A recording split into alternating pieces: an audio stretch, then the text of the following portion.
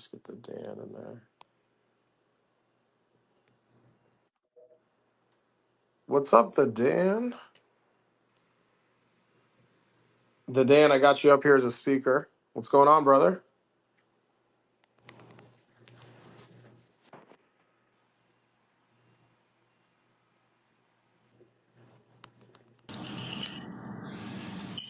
Yeah, we can hear you, bro. Okay. I was sending a message to Cara. I'm not sure if it's a hardware limitation or whatnot, and apologies. I'm not the best Kaspa ambassador at the moment, half in the bag, but appreciate this space. I sent Cara a message.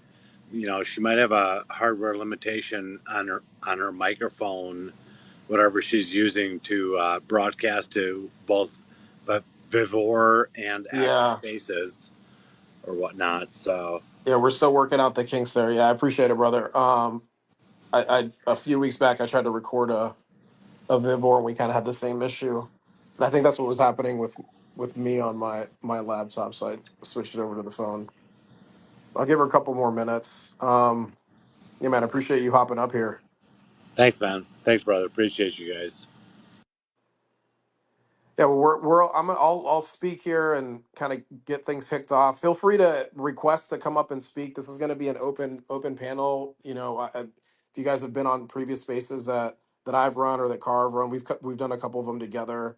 We're just really excited about doing this consistently, and this is really we're just what we're doing is we're participating. We really just want to continue to voice what Casp is about, continue to learn. We want to highlight the devs, the builders, the people within the community. We think there's so much to talk about. And if any of you have listened to the guys that have run now, I believe 70 episodes for the Blockchain Banter, I had the awesome pleasure of meeting those guys in person at the Kaspa Experience. So the Kaspa Experience was in Berlin, Germany, back on September the 13th. I live in Miami, Florida. I had to fly over to London, a nice little 9-hour flight. Then I had a little 2-hour layover, and then flew into Germany for the first time, and it was a beautiful country. And I got to wear my jacket. I have one jacket because it's hot here year round in Miami, but I got to wear my jacket the entire time. Everybody else was like in t-shirts and all that, but it was cold for me. And but man, the Casp experience was pretty dope. The way everything was set up. Um, and how that event was put on. The very first speaker was Elliot, and I'm not, my background isn't much technical, but I absolutely had a great time just sitting there and taking his message in. Um, and it was just an overall. The food was great. Got to try some of Wolfie's food. Obviously, the Rock the Caspa guys, Chris Hutchinson and his brother. Um, and again got to meet the blockchain banter guys, so it was just an overall amazing experience. And we connected at the mixer, and it was just really cool. The talk wasn't really even centered around Caspa that much. It was just like we were getting to know each other on a personal level, and that's what I loved about it. I just felt like I was really connecting with people. And I just remember one of the conversations I had. I share on my profile that plant medicine, I'm a big plant medicine guy, yogi, and it was pretty interesting to find out that some people have gone down the same path. So it was just an overall amazing experience, and that's what's kind of opened up the door to expand what they've been doing over there with blockchain banter. And we want to bring it here again. We just want to be voices in the community. We want to shine a light on anybody doing any work here. There's obviously so many positive, beautiful things happening, and the more people we have speaking on Caspa, the better, right? So yeah, the title of this is blockchain banter. Um, but we're all Caspa people here, right? And that also, I think, doesn't mean that we dismiss other things. I think one of the things that makes us very unique in this space is that we are willing to question things, and we are willing to go wherever we need to go to find truth. One of the things I always say is that Caspa is vibrating at the frequency of truth seekers, and the truth is catching on. And I'm really big on that. I don't find myself attached to things in life, and that's really how I've come to Caspa. I've been able to see it.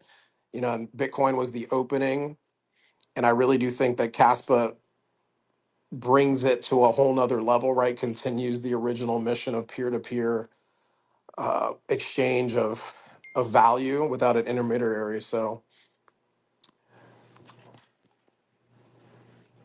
yeah, it's an exciting time, and we're excited to be able to run this show, the very first episode. Let me check on Cara really quick. See if she's. I think she just messaged me.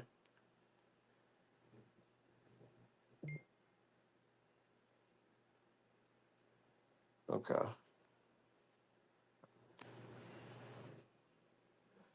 Dan, do you see? How do you guys see Cara? Do you see her as a co-host? Because on my screen it's showing that she's a co-host.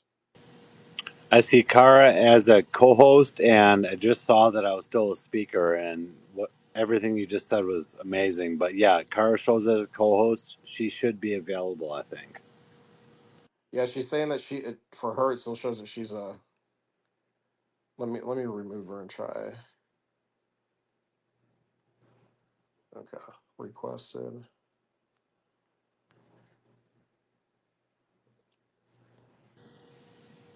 Yep, now just swap. She's a listener, and I think once you add her back, she'll probably be able to speak again. She's connecting.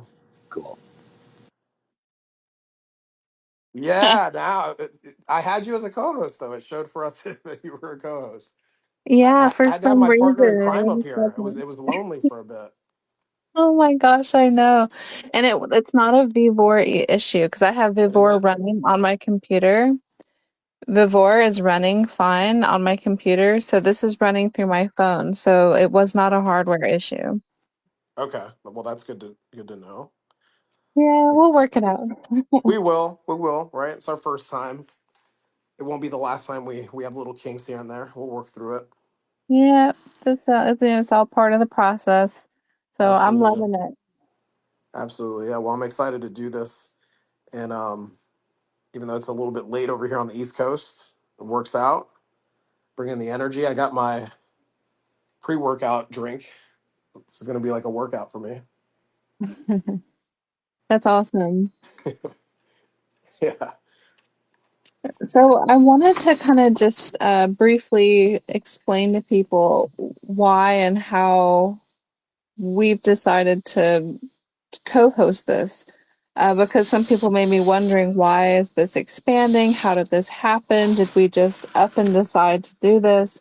So I figured I'd give us a little background for people who are just learning about this. So my understanding is that Lavendi Pro and Chris had aspirations of expanding the blockchain banter some time ago, and they had reached out to someone in the past to expand it, but it just didn't work out, so it was put on the back burner. And then when the Kaspa Experience happened, and then Juan flew out to Berlin, Chris was there. My impression, I think Lavendi Pro was there. You guys had conversations. Yeah, I And met them both. I met them both in person. yeah, Yep, they were both there. yeah. And then I guess a conversation came up about would you be interested in doing this, right? And then just probably a week or so ago, I got contacted by Chris, and he said, "Hey, we'd like to expand blockchain banter and have it on a different time, a different day, so we can have more people listen. We'd like you to co-host with Juan. He wants to do it with you. Is this something you'd be down with?" I said, "Definitely." And so that's when we created this and decided to do this. And this is part of Crumpet Media. So this is really cool, and we're glad to be a part of just expanding this and getting more ears on what's happening with Caspa and news and updates. So yeah, that's really cool, and I'm glad that they've given us this opportunity, and I'm glad to be able to co-host with you again, Juan. Apparently they had heard you and I in previous spaces, and they liked how we did what we do, so that's great. Yeah, yeah, absolutely. You asked me if I had mentioned you, and it was so like I had my conversation with Lavendi when I got back, and he called me probably a couple days, or he hit me up and he asked me. I'm like, absolutely. I'm down to serve, and I love running these spaces. And they're like, who do you think would be a great co-host? And they're like, we were thinking of and they brought you up. I'm like, absolutely, yeah, that would be wonderful. So they did bring somebody else up. I won't mention because it's me and you, but it was really cool that they brought us up. And yeah, when I met them in person, they had, they both have been in you've been like in the Caspa space for quite some time, and I had been listening in the background up until a couple months ago, and obviously we've done a couple spaces together, gone deep with it, and what was really cool was what they had to say about hearing us on spaces, right? They were just like, it's a different perspective, and we love how you guys,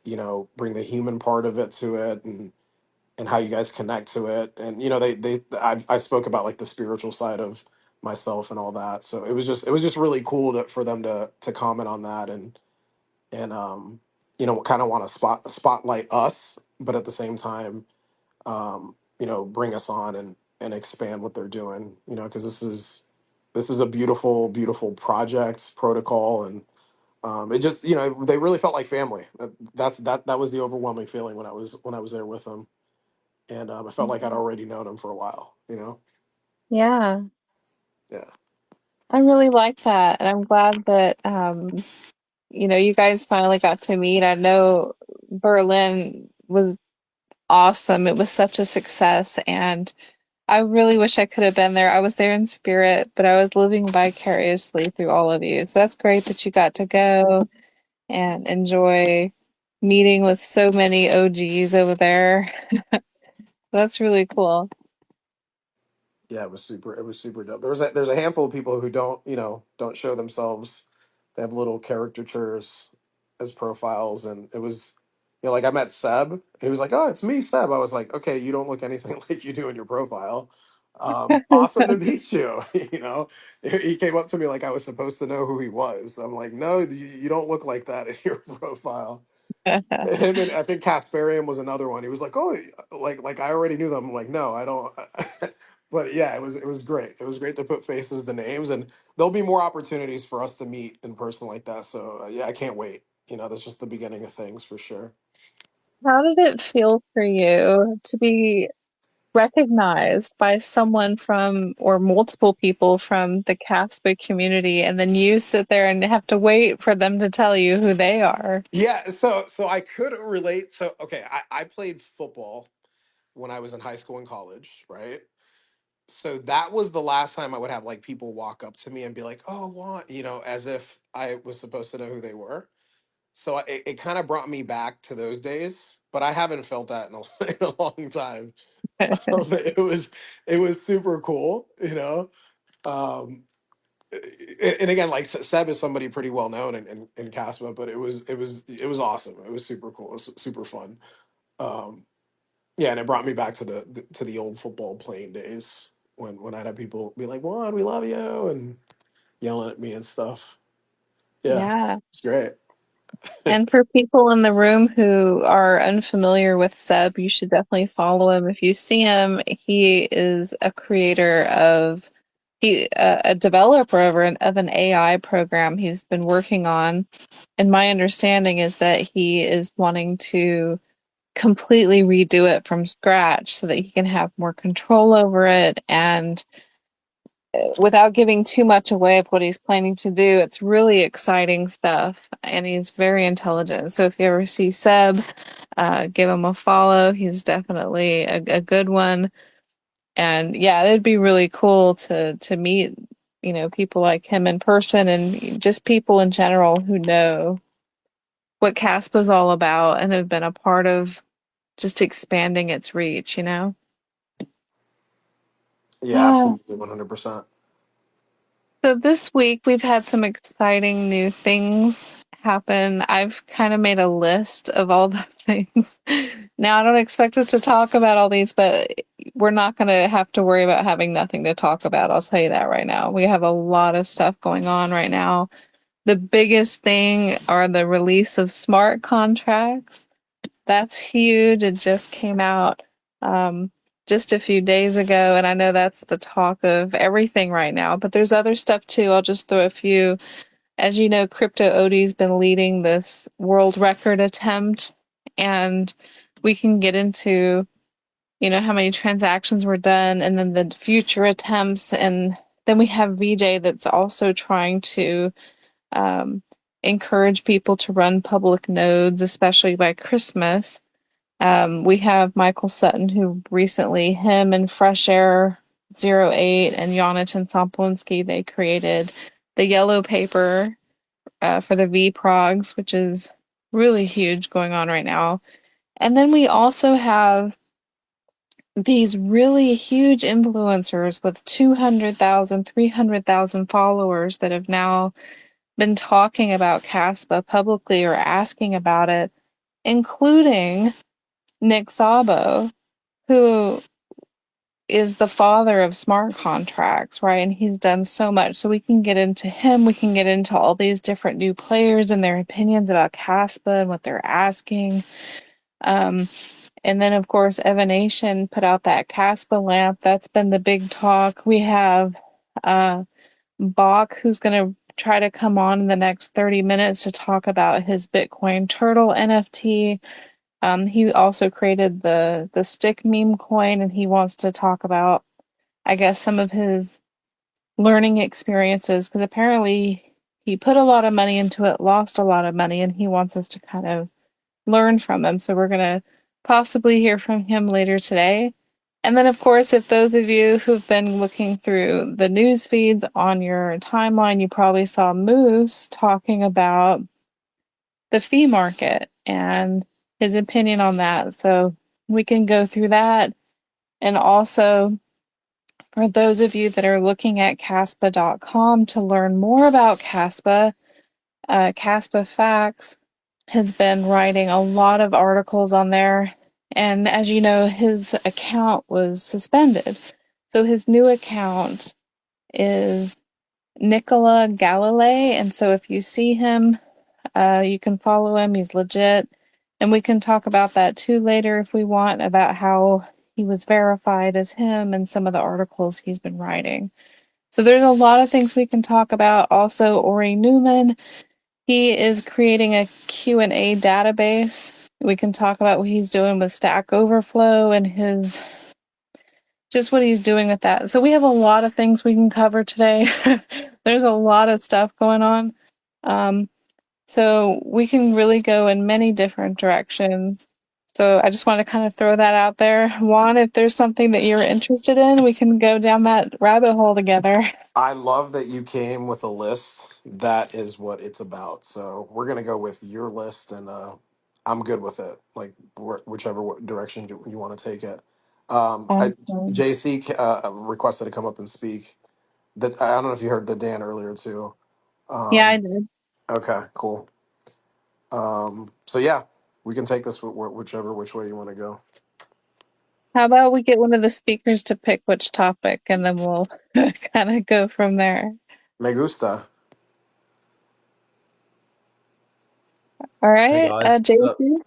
Hi. Yeah, it's really cool to see the new time slot. It's a lot more accommodating for people like myself and yeah, people in the States as well. So yeah, really cool. Welcome guys. I've been an avid listener and I've spoken a few times on the other Blockchain Banter, as you guys have as well, obviously. So yeah, no, it's really cool to see this new slot and I'm excited to see what you guys do. So yeah, welcome to the Blockchain Banter fam, I guess. Thank Yeah. you. Thank you. I Where are you actually, where are you joining us from? yeah, so I'm down in Sydney, Australia, actually. Okay. Yeah, So I heard the it's accent. like So. yeah, closer to 1 p.m. here, which is great because usually when they start the blockchain banters, it's like 6 a.m. here, and I'm like, dust off the cobwebs. Try What and time is it over there now? What time is it? yeah, it's almost 1 p.m. here, so it's Oh, a that's lot more way better. accommodating. Yeah, Good stuff. yeah, exactly. Hey, Yeah, I man. ever heard in the blockchain banter that you're from South Miami, Juan? Is that I correct? am, yes. Yeah, I'm from Miami, Florida. Yep. Yeah, it's okay from Miami. Yeah, because I got family down in Marathon in the Keys, extended family, I should say. Oh, So nice. yeah, Yeah, yeah. Beautiful Keysy place, man. paradise. Yeah, yeah, it's sunshine year round here. Really hot. Really, really hot. Although I hear, Unbearably yeah, hot exactly. sometimes. Yeah. I guess that's why a lot of people go there to retire. It's like, nah, don't want to deal with the cold. Exactly. Yeah. And it's easy on the bones, so Yeah, yeah, can't exactly. blame people Can't for it say at the all. same. Exactly. Absolutely. Can't say the same for here, unfortunately. Oh, it gets super cold. I actually did join because, well, I know that this is going to be a bit more low key and probably a bit more about Casper ecosystem as a whole, but I didn't actually get a chance to join on the last Blockchain Banter to give an update for Kaspa Finance. So I can leave it to the end because it sounds like you guys have got a lot on the plan sheet, I guess, for today. So, but yeah, I just have a bunch of stuff that I was going to update for Kaspa Finance and a few other things within Kaspa's DeFi. I mean, I think that's pretty exciting at the moment with smart contracts, right? So, like, that's huge, like, for Kaspa to finally have smart contracts, and they're all live now.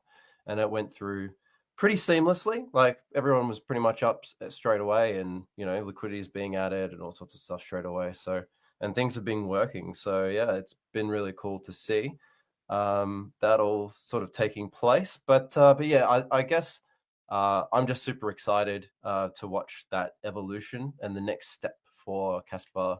And yeah, in terms of the actual L1 stuff, yeah, I mean, seeing those crazy numbers I'll let Cara reveal the figures because they're pretty epic in terms of the TPS that was achieved. That's pretty epic. So anyway, I'll take a step back and let you guys run the show. But yeah, I'm excited about this, and yeah, really excited to see this next step for Blockchain Banter as well. Thanks, JC.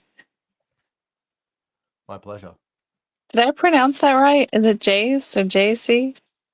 Yeah, it's Jace. Jace. It's a weird I spelling. said Yeah. JC because I thought that's how Juan said it. So I'm going to say Jace. But thank you for saying that. And that's really cool. I appreciate the support and the encouragement. Yeah, big love, guys. Thank you.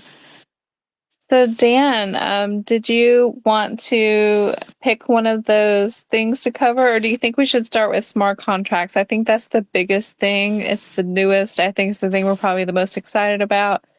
How does that sound for you?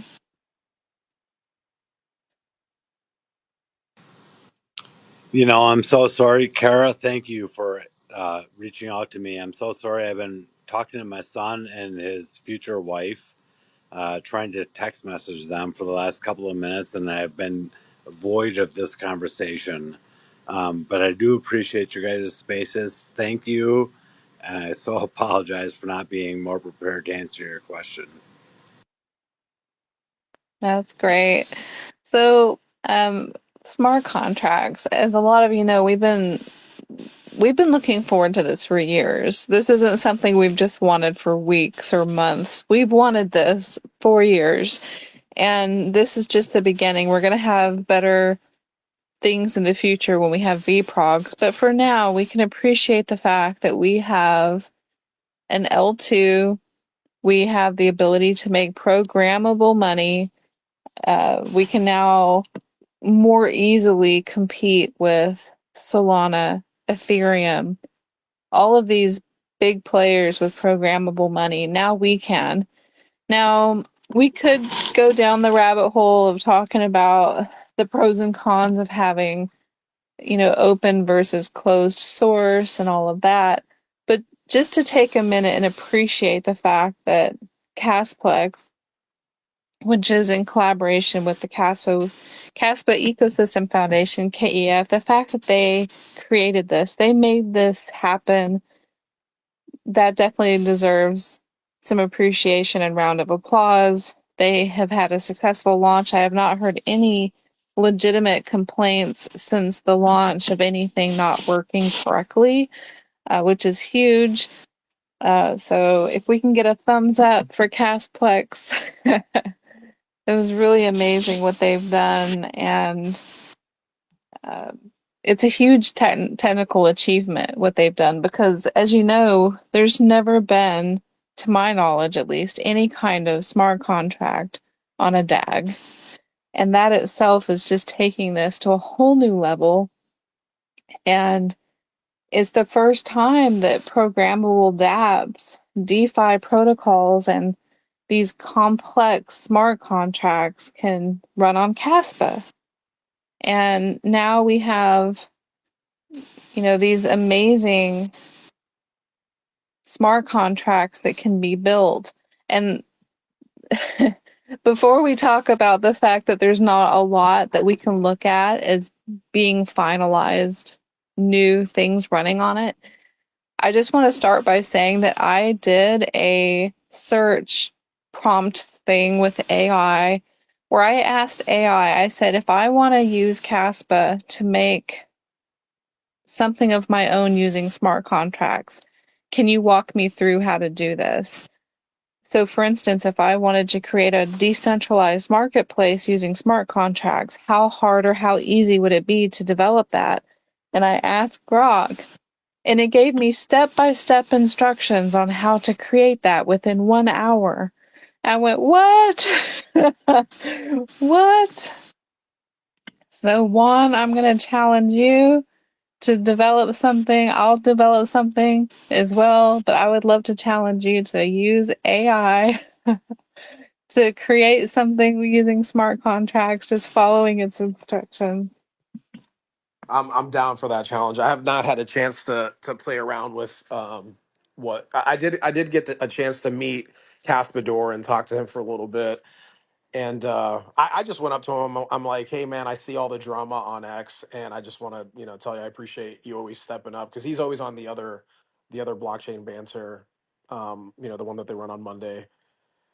And yeah, man, I think all this is great, right? Whether you agree with how things are being done, or like you're saying with if is it open source or whatnot. This is the free market playing out, and they're the first ones to do this, and they're the first. There'll be others. There'll be and they'll work out the kinks and all that. So overall, it's just this is great for the ecosystem, is how I see it, and it doesn't have to be perfect. That's the whole point of all of this. It's about rolling these things out, getting us to test it, finding out, we just need to continue to be constructive with it and not get caught up in like the emotional side of it, like some people do.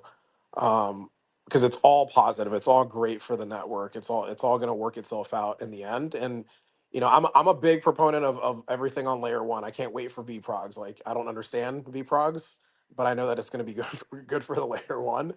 But at Yeah. the same time, it's a free market, and the more people are innovating, the better. It's only going to help this overall ecosystem. That's how I see it. So Mhm. I love AI.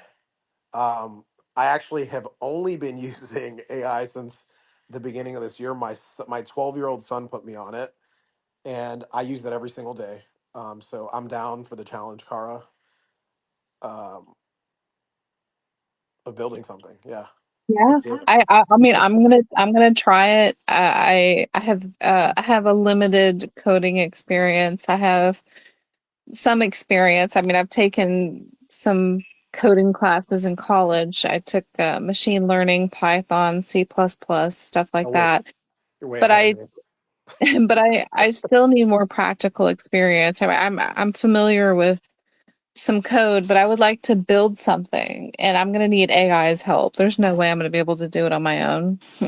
The way I've So done yeah. everything, the way I've done everything in my life is I get people that are way smarter than me, to like do the heavy lifting. So that's how kind of how I see AI. AI is going to help me with all that. Just got to ask it the right questions, and then go down the rabbit hole, and it's just beautiful how Grok and Chat GPT and all that helps you figure things hmm out. It just accelerates everything. So you're way ahead of me. I don't have any experience with any of that. Well, we're gonna learn together because this is We're gonna learn. I love it. new. Because in Caspa, all of us are seeing smart contracts here for the first time. A lot of us have been Bitcoin maxis or Bitcoiners, and we didn't have the ability to really build on Bitcoin. So those of us who are here on Caspa are having this opportunity for the first time to build smart contracts here, and so it's new for us, right? We have the first zkEVM rollup that's been deployed by Kasplex, and it inherits all that Ethereum compatibility. And that's just going to open so many doors. You know, that means that developers can use the same tools that they have used in the past. I'm going to be new at this, obviously, but some of those tools, my understanding, are Solidity, Hardhat, Remix, Truffle, and MetaMask. We can use those without having to learn some brand new development stack. And so the deployment is supposed to be a lot simpler now, and it should be just as simple as redirecting an RPC endpoint, which I'm told is not very difficult. So I'm excited to try some of these new things, right? And even though this is an L2 and not an L1, it still is the first time that we're having programmable money on Kaspa. And eventually, when we do have VProgs, we will have the programmability. My belief is that it'll be on the layer one. I was looking at the yellow paper and really trying to examine what layer we're looking at. And the way that I read it is that it is on the layer one. But I would love to hear from people who are more technical if they really want to get into that. But I think it's going to be really, really good. This has just been a long, long time coming. Now that we have this bridge, right? People can move their CAS to the layer 2 environment. They can use them for gas contracts. I'm accepting your co-host invite. Let's see if this works. It worked. Oh, good. Oh, good. I'm glad to see that. That just looks better. I like it that way. That's great. Oh, Okay. now it shows up. We're Can you good. still hear Continue. me? Yeah, we can Oh, hear you. good. Oh, I love that. That makes me so happy. I knew it would. Um, So, okay. I'm glad I did it. Continue, though. I'm sorry I cut you off. yeah, yeah. So there's a lot that we could look at with the smart contracts. I could get into the FUD of what people are wanting from smart contracts that it doesn't have yet, but right now that's not my focus. I'm so focused right now on just celebrating the fact that we finally have them. We could have had them a month ago, but there was a need to do some polishing, some double checking, crossing T's, dotting I's, making sure it's perfect, or at least as close to perfect as can be. And now that we have them, now people are really experimenting. We have people who are making meme coins on the layer 2 and people investing in those. But we also have people like Crypto Odie, who has basically taken the reins with 50 plus people to try to get as many of them as possible to make public nodes and run liberated potatoes script. And I myself put 12 hours of time into trying to make this work. And I got close to the finish line and just couldn't get through that last hump. So the next time there's an attempt, I'm going to work with Odie and see if I can get that to work as well, so I can be a part of that. But we did so much with that, right? So just to kind of go into that for a quick second, Kaspa just had some new records. There were some records that were broken, and there were some that we were close to breaking. So it's not as though there was just one record or two records. We're looking at 3 or 4 different records. And so the highest recorded transactions per second was broken for 1 second. So for 1 single second, the highest recorded transactions for 1 second was 4,836. To put that in perspective, 2.5 years ago, when I was watching transactions like a hawk, 3 years ago even, transactions would be at 1 to 2 transactions per second. And on a good day, on a bullish day, it would go up to 5 to 6. 5 to 6 transactions a second was bullish. This week we got 4,836 transactions in 1 second. I mean, that's huge, and that's just the beginning. We had 4.62 million transactions in 2,100 seconds for an average TPS of 2,200.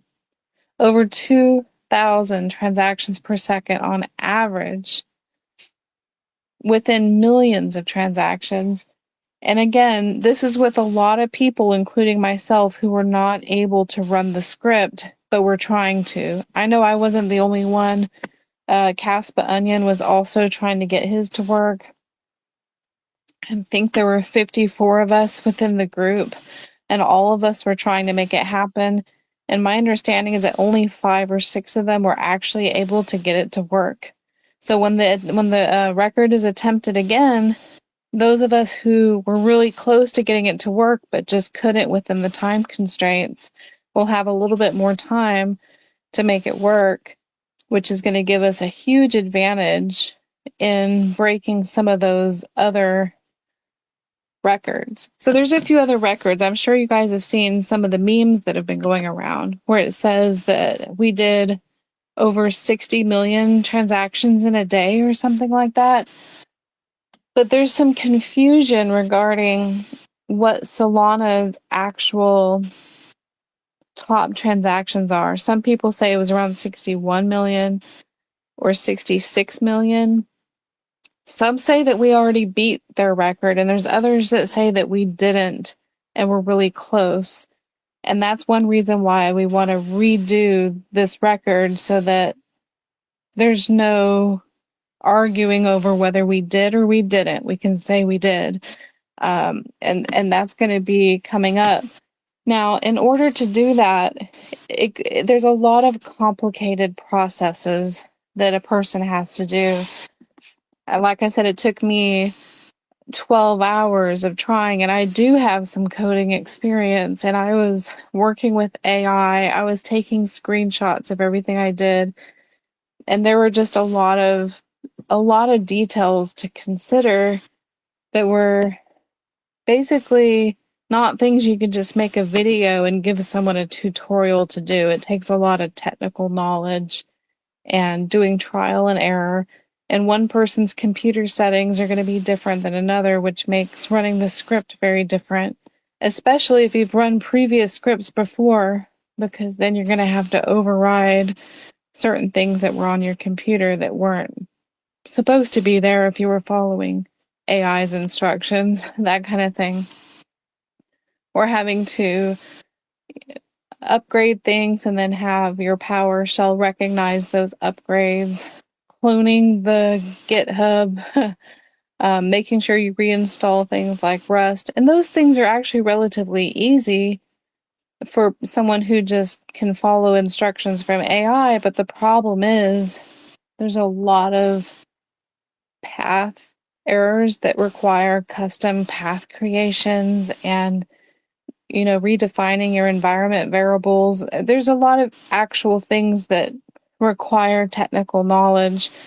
And so to do the world record again, to do that attempt is going to take a little bit more time. We had underestimated how much time it would take for a lot of us to set this up.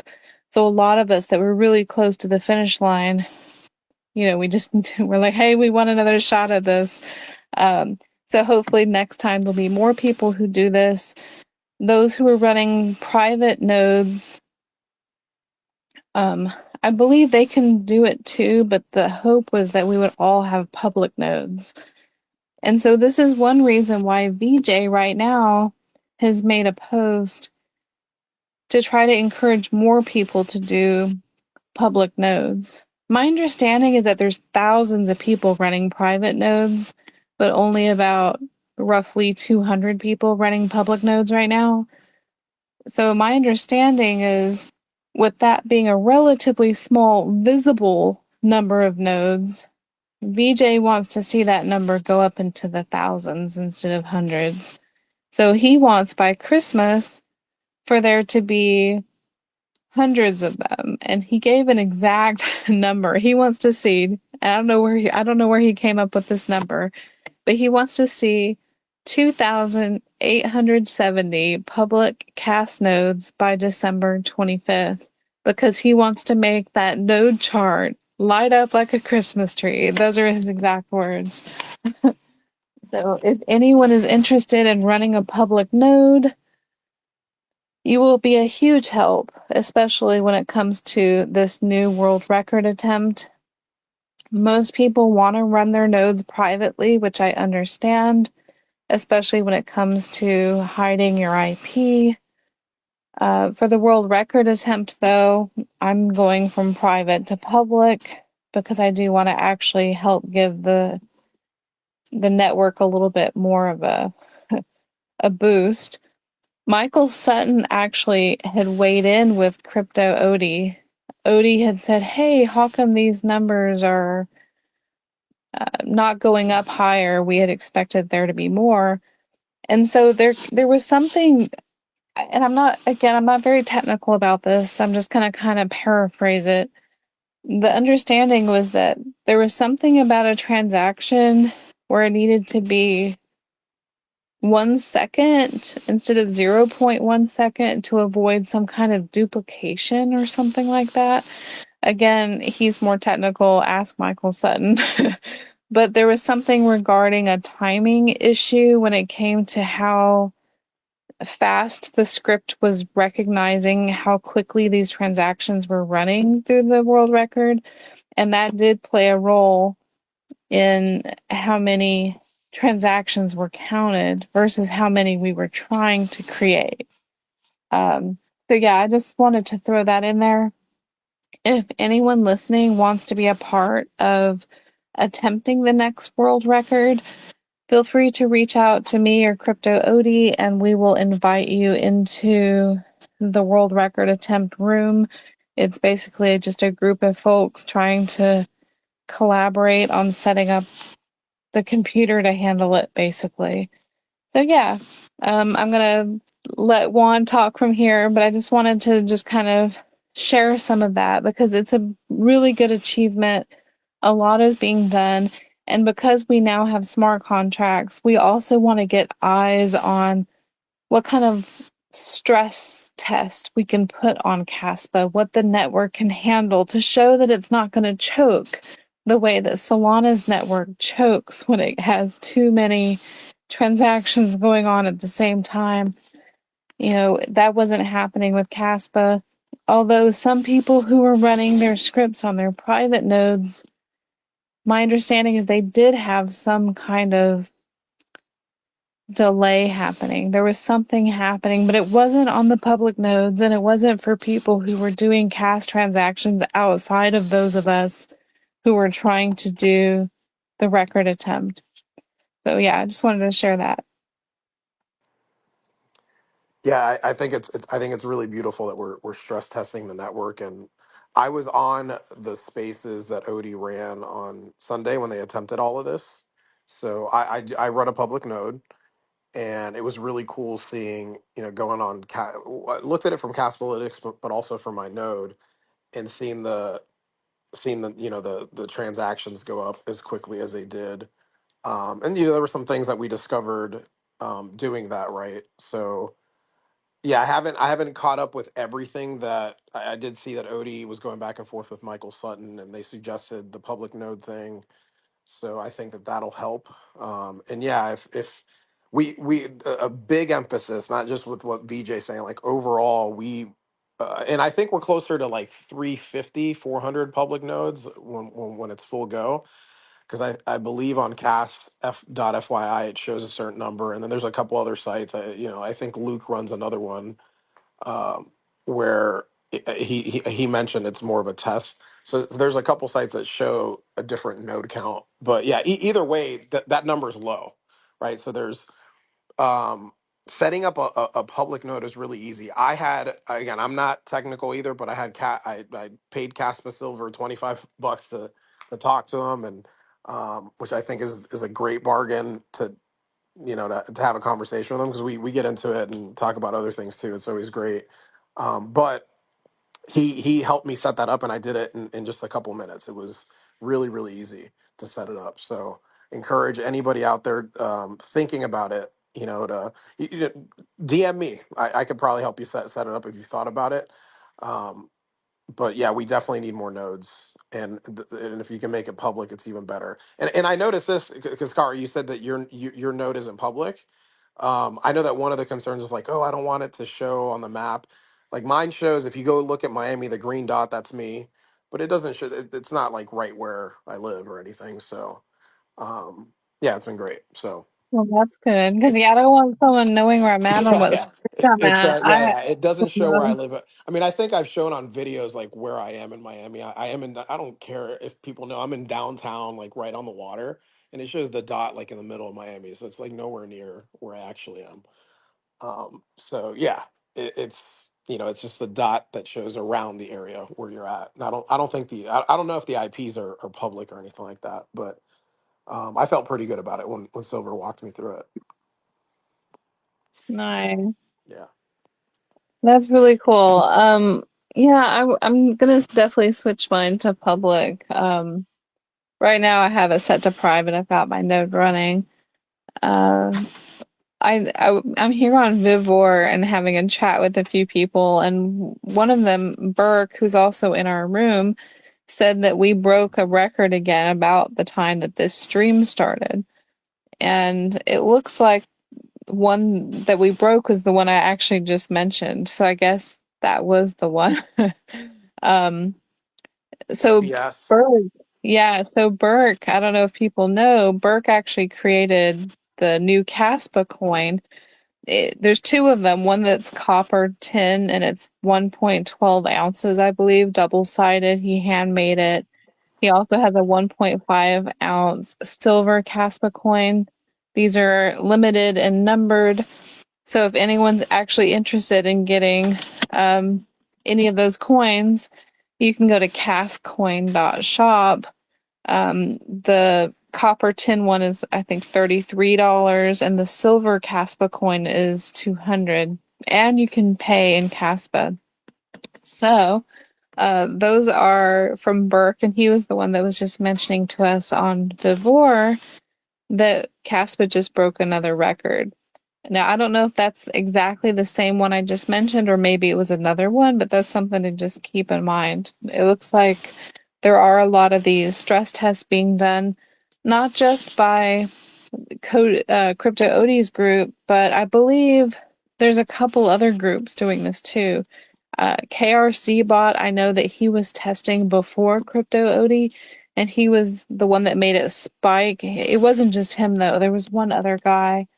Um, I can't remember his name, but I know KRC Bot knows who he is. And the two of them have been talking back and forth about how they want to test this, what they're trying to do. And so if you're watching the transactions and you see these big giant spikes, just know that there are people who are testing this. They're doing it above board. They're telling people, hey, we're just testing. So if you see those and someone tries to FUD and say those aren't real transactions, that's not true. They may not be financial transactions buying something from Walmart, but it is securing the network. It is paying miners. It is basically playing ping pong. That's what Kaspa Onion calls it, playing ping pong, where you're sending an amount to yourself and sending it back. And I didn't even really want to bring this up, but I'll bring it up real quick. Kaspa Onion has a great idea about setting up a script where you can play ping pong with yourself for the purpose of making a Kaspa insurance policy. He was saying that, how people have insurance for a car, insurance for your health, insurance for dental, vision, etc. He thinks Kaspa needs insurance so that we never have to worry about anything. And so he thinks that if we have some sort of ping pong script that people run who want to help ensure the network, that it could be a thing. So if you are curious about that, reach out to Onion. and talk with him about it. I know that's something he really, really wants. So I just wanted to also share that. I know it's a lot I'm kind of throwing out there, but there's just so much going on right now. Onion has some great ideas always, and Yeah. he's posted some pretty cool YouTube videos recently too. So you guys got to check him out. Oh, Um, yeah. Yeah, and he just made that recent video too where he was talking about the orphan blocks and right. comparing Kaspa with Bitcoin. It was the best explanation that I've heard about orphan. It was great. Uh, He dumbed it down for somebody like me. Like it was perfect. It made and he sense when made I watched it. visuals. And Yeah. exactly, yeah, I'm a visual learner, so that's why it was amazing. So yeah, if you want to understand the difference between obviously the Bitcoin and all that, he does a really really good job of breaking that down. Yeah, and he also went a step further and changed his name on YouTube to the Bitcoin Onion instead of the Yes, Kaspa Onion so that people would the stop Bitcoin, blocking him and exactly. stop I ignoring noticed that. him. I noticed that. That was great. Yeah, and he really, really tried his best to not shill Kaspa in the video. He really just wanted to make it seem that he's a Bitcoiner and here's how it handles orphan blocks, here's how Kaspa handles them. And of course, he's doing this while trying to appear as a Bitcoiner. And the irony is he actually is a I was Bitcoiner. gonna say he is a Bitcoiner, right? He has He has a lot of 80%. He has yeah. So 80% Bitcoin, but because on Kaspa on X he goes by the Kaspa Onion, he only has 20% Kaspa, but he's so enthusiastic about Kaspa that people block him the minute they see his name. He just got tired of it. yeah, no, I mean I've gone through the same thing. I hold a, I mean I'm in the same boat. Hold a little bit more Bitcoin than Casper right now, but it's like I'm just way more excited about Casper. But yeah, it's a thing. The blocking, right? Yeah. Block, block, block, block, Block, block. block, block. Yeah. There's a K. Block. All right, Jace, I see your hand up. Go ahead. Yeah, just before we move on from the TPS, it's basically correct. So yeah, Casper's recent real world mainnet TPS or transaction second, yeah, like we saw the peak at 4,757, I think it was on the 28th. But yeah, which is it slightly surpasses Solana's organic maximum, I suppose. But yeah, we had 4,830 today on Kasplex, and I think that Solana was only like 4,070 or something like that. So I mean, it's pretty significant, really, like when you think of it that way. And obviously, in testing environments, it's a bit different, because like I think on Fire Dancer they did some tests where they got 1 million or something, but it's not real world. So I think theoretical maximums, it's not, you want to actually compare to real world, like what's actually happened in the real world. And I think maximum theoretical Casper was 3,000 or something since Crescendo hard fork, which was the 10 blocks per second fork. So, and it was 300 or so before that. So yeah, I guess when Dag Knight comes in and 100 BPS, the theoretical TPS could easily push 30K or even more. So yeah, as far as scalability goes to a real world, for real world applications, yeah, I mean, Casper, there's no reason why it couldn't handle mainstream adoption, really. Yeah, it's pretty impressive. 4,830, I believe, and you can check it out on Kaspalytics. Kaspalytics, Yes, sorry. that's awesome. The number I had was 4,836. So mine was six more than the one you mentioned, but I got mine not from Oh, mine Costco. just said, Go ahead. yeah, mine just said 4.3K. So I was like, well, probably just dropped the last six. And Okay. I know we're comparing it to Solana, but like what needs to be emphasized here that is that CASP is a proof of work protocol. So the way that the networks are secured, this defies everything that everyone has talked about for years about proof of work, right? And still, only a 2 billion market cap project.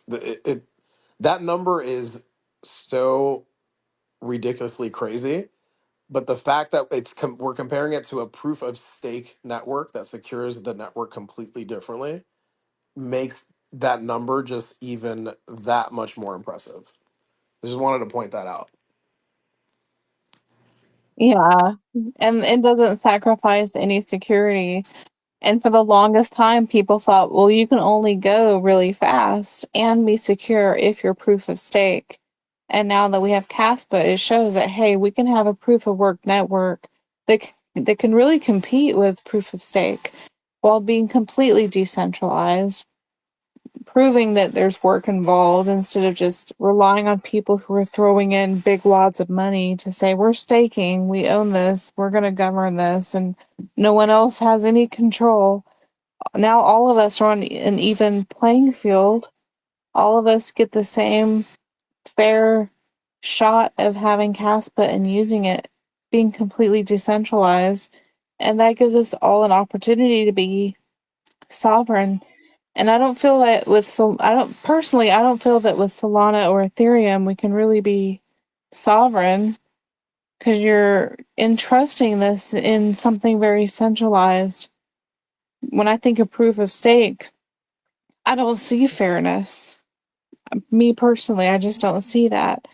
Now, others have, and some people have, gone with their understanding of certain proof of stake that has a more fair form of governance, and so I'm open-minded about that.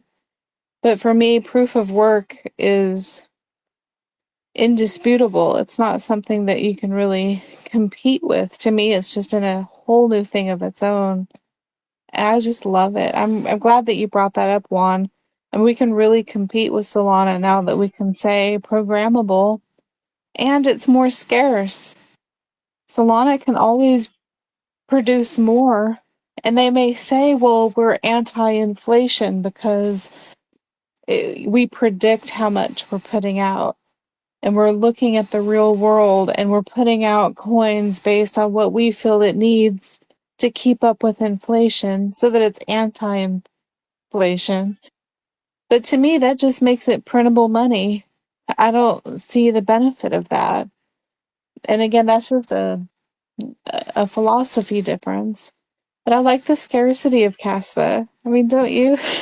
Yeah, I mean, I don't. It's not even just a philosophy different. It literally is about how the networks are secured. When you're, I know that this was a talking point way back, and it's something that I don't even think is brought up enough about the difference between a proof of work network versus a proof of stake.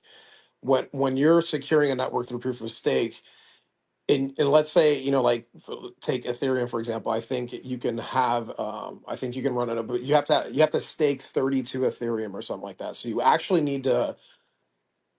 need to do much to secure that part of the network. And with proof of work, it's just a completely different way to secure the network, right? You have to literally mine these blocks and hash transactions on the network. Um, so again, the way the networks are secure, they're two completely different games that we're playing. And again, the emphasis on the difference in how the networks are secured.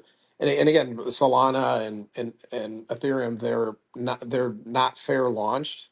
There's people at the top that just sit there and don't do much. They stake their coins and they don't have to do anything to continue to earn. Like they just make money off of it's what the system is right now, just repackaged in blockchain versus what proof of work is, where the way that network is secure is like you have to put in physical energy to mine blocks and secure the network. So again, two completely different games, and the fact that we're competing with them on transactions compared with what has been said about proof of work is I don't think that's being emphasized enough, just how significant that is. Have you ever invested in Solana?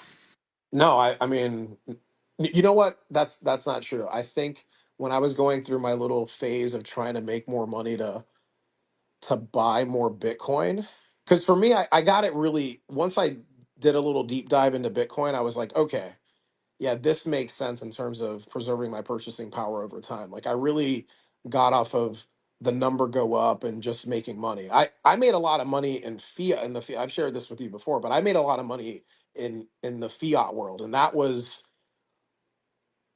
that was a game in itself, and that's how I see all these other projects. So like when I looked at Solana, I'm like, okay, this look at the way it's VC funded, the top 30-40%, like the coins were allocated to the insiders. That was one of the first things I looked at with everything. And when I saw that Bitcoin wasn't like that, I was like, okay, no, I need to. So long answer to your question. I bought a little Solana, but then once I realized what it was, I was like, I got rid of it for Bitcoin. And then when I discovered Kaspa, it was that just took my conviction with proof of work and maintaining my purchasing power to a whole nother level, right? Yeah. So I did own Solana for a little bit, but it wasn't a long time. Um, and yeah, for me, it is literally just Bitcoin and Kaspa. Yeah. I had put $10 in Solana a few years ago, and I ignored it and just left it because I knew it was going to go up, but I only wanted to put a little money in it. And the next time I checked it, it went up 6x. And I was like, oh, here's 60 Sixty bucks. And dollars, nice. so I went and sold it and bought some more Caspa with it. Anyway, I see that one of our speakers is someone I've been looking forward to hearing from. We have Bitcoin Turtle. I believe this is run by Bock.cas. Bitcoin Turtle, do you want to talk and tell us a little bit about your NFT and what's going on with that? I know that in your part of the world, it's barely 5 in the morning. So we definitely want to make this worth your while for waking up so early to be here. Good morning, guys. Can you hear me? Yeah, it's Good loud and morning. clear. Cool. Thank you. Thank you. Yeah, thank you very much. I was really enjoying your talk. I got in when you were talking about using AI for scripting. And actually, I was saying in the chat, I have been using AI heavily to work on Bitcoin the Turtle because I think I created like maybe 30 Python scripts to shuffle all the trades, to combine trades, to exclude stuff, to increase images, because I have to do all these batch processing of these 2,100 images. So actually, for that, ChatGPT was my big friend, because I had to say, okay, I have to. For all the images, I have to add, for instance, the original pixels in the right bottom corner, write a script for that, or write a script for this, or check. I wanted to, when I finished the complete collection, I wanted in my own, let's say, offline internet browser, I wanted to check the collection, to see how many turtles there were with a gold shell or whatever. And then ChatGPT created the HTML, combined all the JSONs and wrote the Python scripts, to start the local server, etc.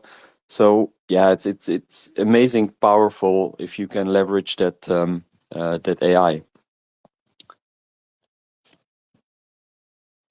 That's great. Can you tell us a little bit about the creation of Bitcoin Turtle and how this came to be? Obviously, we know that Jonathan had a turtle named Slow, but what got you excited about making an NFT and kind of running with the turtle idea?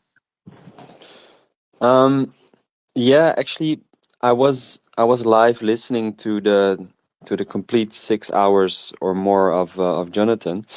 And afterwards, I also saw the launch of Slow. I minted Slow.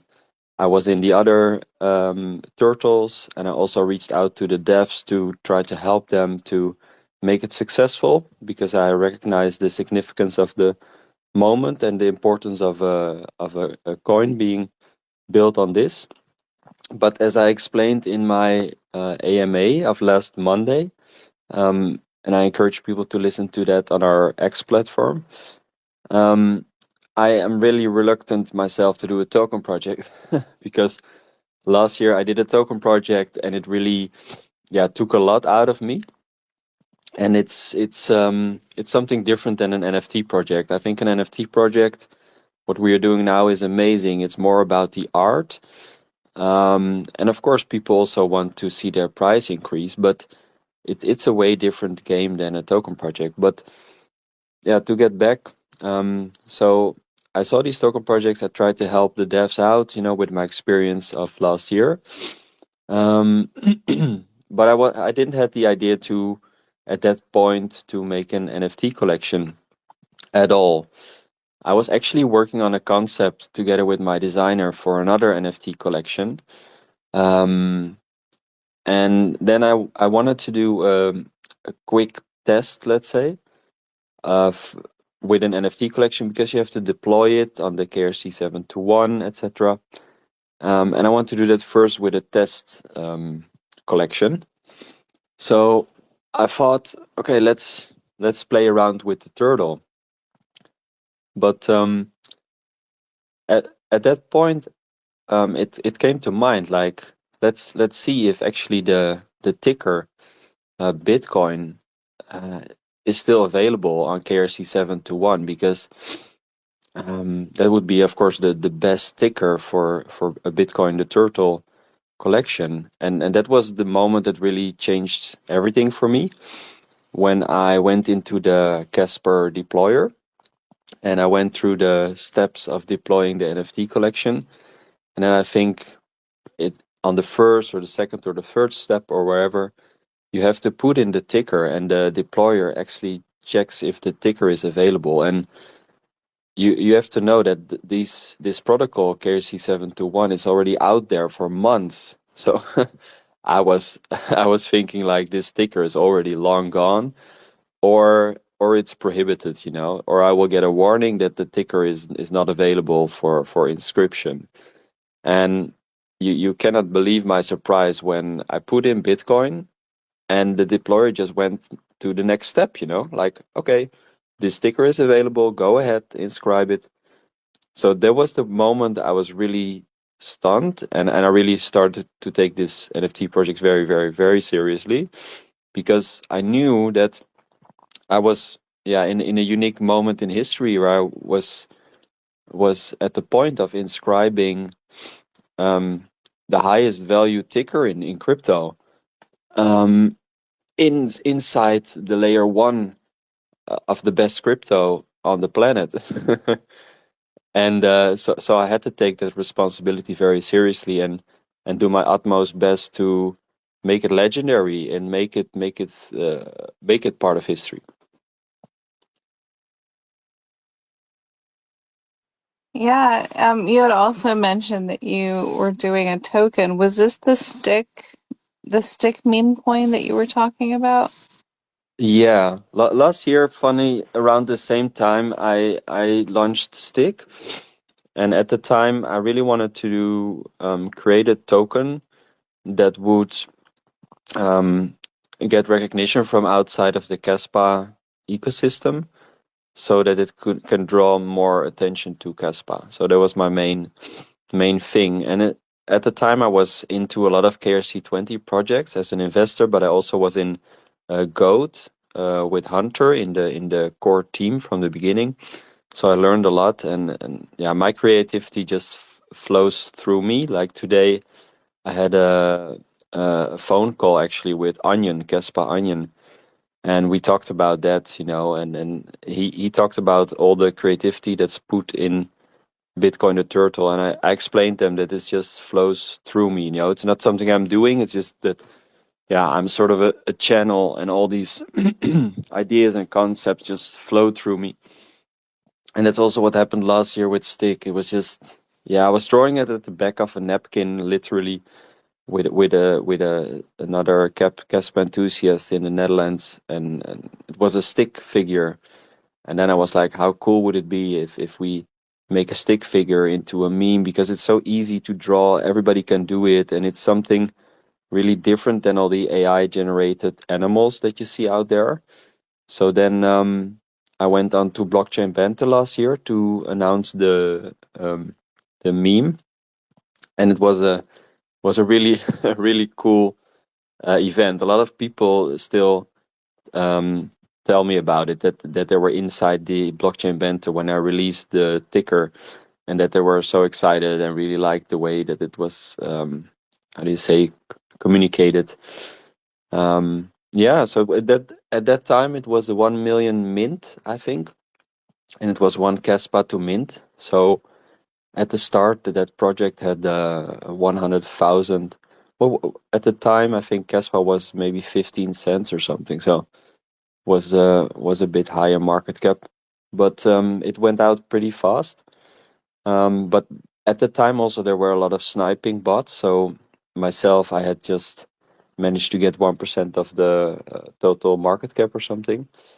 And then, but that's a whole other story on itself. But let's keep it to this for now, so you could also ask some questions.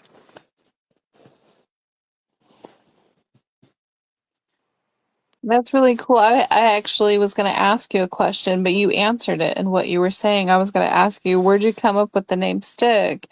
But it looks like it was based on a stick figure because lots of people can participate in that. Um, can I ask what what you invested in it and what you got out of it, or was it worth it? Were you able to get what you expected out of it? Did that happen? Or my understanding is that there was a loss, and if so, I want to learn from it. So can you kind of get into that a little bit? Yeah, definitely. Yeah, so like my understanding at the point was that as a dev, as a leader of the project, and I made sure in the beginning I communicated everywhere like this is a community project, you know. It's not, I'm not the biggest holder. I knew that from the beginning, because it was a fair mint. So I'm the initiator, and I expected a team to form, and that everybody would together feel responsible to make it successful. And that happened on some part, but also I learned that either let's say I say no matter that I said that, still people still always started looking at me as the leader. So that always happens in the project, even though it's a fair launch and you communicate at the beginning that you're not the biggest holder. But that aside, so from the beginning I felt really responsible, and I communicated to everybody like, okay guys, I will not take any profit until we reach like 500 million market cap or something, because I don't like to, you know, that's how they call it, dump on the buyers or create exit liquidity or whatever. So I never sold a stick. I just hold, and I was only buying more, you know. I know that I was an early investor in Kango, and Kango went up crazy. And what I was doing, I was taking out the profit there, and I was just buying up stick all the time, all the way up, you know, also at the height of 2 million. So I bought a lot. I invested a lot of my private money also, you know, to get the website, to get the starter video on X, all sort of stuff. A lot of the whales also financed exchanges, but I also helped to finance those. And especially a lot of time goes into it, and I experience it now again with the NFT project. You know, the crypto world is awake 24/7, and if you're in such a project, and I feel responsible, I put more time in it than I thought I would do. And I have kids, you know. I have a business in the Netherlands, so with Stick, it had cost me a lot of money. It had cost me a lot of time and stress and sleepless nights. And at the end, you know, I didn't get anything out of it. Not financially, let's say. I learn now, a year later, that what I get out of it is the ability to create the #1 NFT on Kaspa, possibly. Because I never expected that I would be doing an NFT collection now 1 year later. So it's interesting how this works, you know, how things come around. And actually now I can deploy every fraction of any lesson, you know, everything I learned from the hardship and the challenges, but also the great things that happened last year. You know, I'm really impressed that you didn't let that stop you, you know, having that loss, that financial loss of creating Stick, instead of just saying, oh, I give up creating something. You came back with a vengeance this year to create an NFT that it looks like people are really raving about it. So that's really cool. I gotta give you props on that for just learning from it, moving forward, making something successful and not letting that stop you. So good job getting back on the horse. Yeah, thanks. No, I was really sick of it, and actually, like, I stepped away from crypto for a while. You know, I just couldn't look at it because it was very painful. Um, but now with NFTs, I discovered that I know when this KRC 721 was already out for a while, and I thought that when people minted, it would just go to the miners, just like with KRC 20. You know, the minting, everything from the mint goes to the miners. And then somebody told me, or I read somewhere, like, no, actually the mint fees go to the creator. And I was like, huh, okay, that's interesting. So the really nice thing about the NFT is that as a creator, with the first mint, so with the first 2,100 mint of Bitcoin, I get a value exchange because people buy, let's say, so the mint price was what, at 100 Kaspa. So for 100 Kaspa, so let's say $8, they buy one piece of art, you know, one piece of digital property. And the value exchange is directly there, you know, and that's it. And that gives me a very nice start to feel confident to keep putting time and energy into it, because I already earned money from the first effort. So it's a very, very different approach than a token project, and that's also what gave me new energy to again put my creativity to work. Yeah, and I just wanted to comment, Bitcoin Turtle, just based on how you're explaining it and you talking about how this flows from you. I can respect and admire your journey and you coming up here and sharing it. I really think that that's what you know. If you are creating and you are trying to contribute, that's what it's really about, right? Like you went through a pretty rough patch, hard lessons, and then it's kind of like you just flowed into it. So I just wanted to comment on that and I appreciate you sharing that part of it. That's really what's beneath the surface, and why a big part of why we're doing this blockchain banter. So yeah, man, I appreciate you sharing the story. Yeah, thank you very much, man. And I also want to add to that, like, although I stepped away from crypto and I went for a bit into another space of virtuals, you know, the launch of AI agents. I love innovation. I love technology. I did love to see all the AI agents being born and all the hype around that. Like my connection with Kaspa has always been there and has always been strong.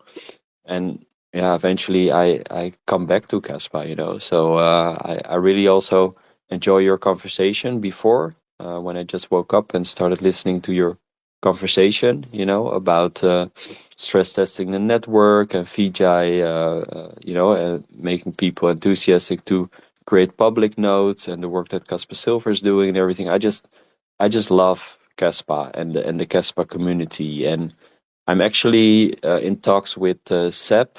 He's online a lot of the times in the other Blockchain Banter to do more in the Netherlands to increase the adoption of Kaspa here. So yeah, the Kaspa family is just part of me, you know, the community. So yeah. Thank you. Can I ask a question about how long it took you to create the NFT set for Bitcoin Turtle? How long did that take? And what kind of learning process did you go through in making it? Yeah. So first of all, I was inspired a lot by Caspunks. Um, Also, a part of why my inspiration of Caspunks is that, like, I saw Caspunks for a long time, and I view it as a really unique collector's item. There's just 1,000 of them, and in the beginning, I didn't mint or buy Caspunks, so I was very late. So I paid like, I think 3,200 Caspa for my Caspunk, but I was like, I'm very happy that I'm a proud owner of one Caspunk. and it doesn't matter what the price will do in the future. I just want to hold this piece of Kaspa history, and that's something that really inspired me also for this collection. You know that, and that's really different from a token project. If you hold one goat or one Kango or one Necho, you don't value that as a piece of Kaspa history if the price goes down or up. But if you hold a piece of digital art that is part of the lore of Kaspa, you value it no matter what the price is. So that's something that inspired me. But also what inspired me of Caspunks is the pixel art. You know, pixel art is just something different. The ability to create a lot of meaning with a few pixels. So I first started with ChatGPT started it. I just started to ask him to draw a turtle in pixel art and that was in the 24 by 24 pixel frame that Caspunks also uses. But and it drew a base image of the turtle that's different than the one that we have now, because then I altered it to my liking. But maybe or not maybe, I will at some point create a designer series about Bitcoin, like all the steps from beginning to where we are now, to show the process of the turtle. And then you guys will see the ChatGPT image that was first born. But then the frame of 2424 was too small to put also the head and the torso and the shield and everything and the headgear I wanted to put on there. And then I made it to 28, and later on 30 times 30, just to have enough space to make it into a nice PFP on Twitter. So that was the first step, and then I just started drawing myself these some of the items, like the Bowser shield with the spikes. You know, I did that by asking ChatGPT for a few variations of a shield with spikes, and draw myself a few of them in the pixels, because you can, you know, you just need 6 or 7 pixels to draw a spike, and it was a very fun creative process, you know, to do myself, to try and create some of these traits. I created the shirts myself, the bellies, like the Bitcoin belly and the Kaspa belly and the lightning belly, and you know, to make this lightning bolt with a few pixels. I made a few different variations, and then I was happy with one of them. And this went on for a few traits. And of course, I was also working on which traits, you know, because that's the big thing in an NFT. You have to think about, I need enough traits to create enough interesting combinations. But I wanted every trait to have significance and have a link to Bitcoin or Kaspa in a way, you know, so all the backgrounds. And that's actually something that surprised me a lot, that the colors of Bitcoin, Lightning, and Kaspa, they mix amazingly. You know, if you check the profile picture in the Twitter of Bitcoin the Turtle, you see the different background colors next to each other. And there you see the orange, the yellow, the green, and the gray. And those are all the official colors of Bitcoin, Lightning, and Kaspa. And they mix really, really beautifully. So I made sure that like all the traits that resemble speed, for instance, the rocket and the speed lines, etc., they link to Kaspa. The silver traits link to Kaspa. So the silver background, the silver body, the silver shell, and then you have, of course, the the items that represent slow for Bitcoin, like the old guy beard and the pipe, you know, and the chill stick and all these kind of things. So yeah, I drew up the complete list of all the traits that I wanted to have in there, and also just added some OG crypto traits, you know, that you just have to put in the collection either way, like the Viking helmet. And then I wanted to increase the speed up the process and also increase the quality, because I'm not a pixel artist myself, you know, and I knew that smart contracts were coming, and I needed it to get out before smart contracts. Otherwise, I was afraid that it would have no attention at all, because everybody is only looking to smart contracts and talking about that, etc.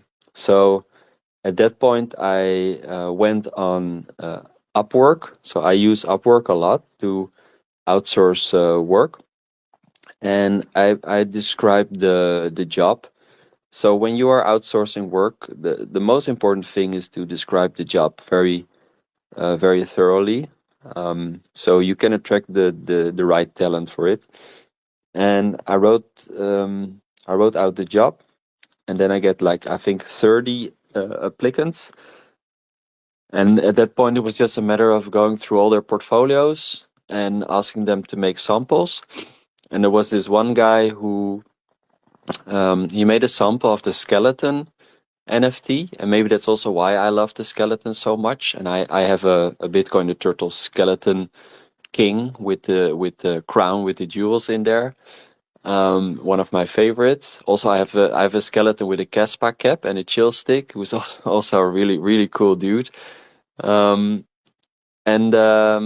made the skeleton, and I looked into his portfolio, and he was a really talented pixel artist for games. So I saw a lot of his work, and I saw that he was able to, in a very small frame like the one I have, create all kind of characters, and create all kinds of artifacts like fire or metal and like shiny objects, or like all these kind of things he was able to put in very little canvas. So at that moment I was completely convinced, and I hired him, and he created the rest of the traits. They were still on the list. And then it was up to me to together with ChatGPT, create all the Python scripts to make all the combinations, because the normal combinator online is a bit limited, because I also wanted to exclude certain combinations to prevent, like colors mixing that doesn't look well together, etc. And then I did a lot of, let's say, custom hand job afterwards, because some of the traits mix up and they overlap or something, and well, a lot of hours went into it. Well, thank you for sharing all that. I appreciate it. I think you had mentioned in a DM, your buddy Unfiated. I believe I saw him in here. Yeah, he's still in the room. How was he involved? Was he involved in the NFT or stick or both or neither? What was that? How was he involved in it? Yeah, it's very nice. It's very nice because you see his name is also unviated, and you guys were talking about the fiat world before. Like Juan was telling, he earned money in the fiat world. The funny thing is that I think it's yesterday, unfiated and me, we came to an agreement, and I really like this about this decentralized sub realm of crypto, is that he lives. I will not say where he lives, because I don't want to exclude anything from him. But I'm living in the Netherlands, and he's living in an English speaking country somewhere else. And through Telegram, we came to an agreement outside of the fiat world, and now we partnered up. So I'm actually really happy, and I'm looking forward to hear him also on the space, because we Yeah. didn't know it. Yeah, we didn't know each other before. Not from Stick, anything. I saw him on X a lot of the times for Caspunks, so I knew who he was, and I really appreciated his content. Always writing really good posts about Caspunks, and he was an admin in Caspunks also. And then, yeah, he just, but he can tell that story, I think. So he just fell in love with Bitcoin, and we started talking, and he came into the Telegram, and yeah, he came in with such amazing knowledge about NFT and rarity, etc. Yeah, we started talking, and now I'm very grateful and happy to have him as a real partner on board in this project, because I know, together you can come very far, and he and me, we both see the potential of this project, as the top NFT project in Kaspa. But beyond that, the potential that this NFT can become a top NFT project in crypto, and that's the shared vision that our whole community has. That if we do this well together as a community, we can see Bitcoin the Turtle in the top 5 NFTs in crypto, and that would get a lot of eyes on our project. So I'm discussing now with Tangem to get our NFTs on cold wallets. I'm starting a Kaspa NFT alliance with many devs from Kaspa NFTs, and together I want to discuss the best route to bigger marketplaces, to wider audiences that can be, for instance, OpenSea or other bigger marketplaces, and start communicating with them and negotiating to to get our Kaspa NFTs out there to the world. But yeah, that's another story. So, but I'm really looking forward to hear from Unvited. Yeah, and Unfiated, if you want to request to speak, feel free to do so.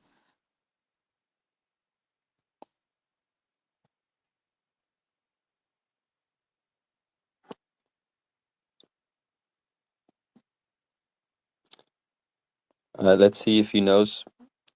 I think this is his first time on the space. So All here right, he's the he's speaker. approved. Awesome. Unfiated, what's your impression with this? And yeah, share with us what you'd like about this.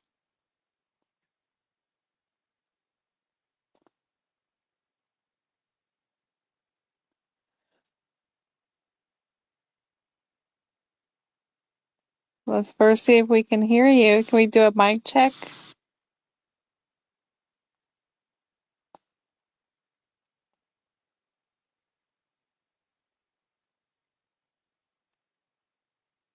Looks like we can't hear him just yet. Looks like he disconnected, but he's still trying to connect.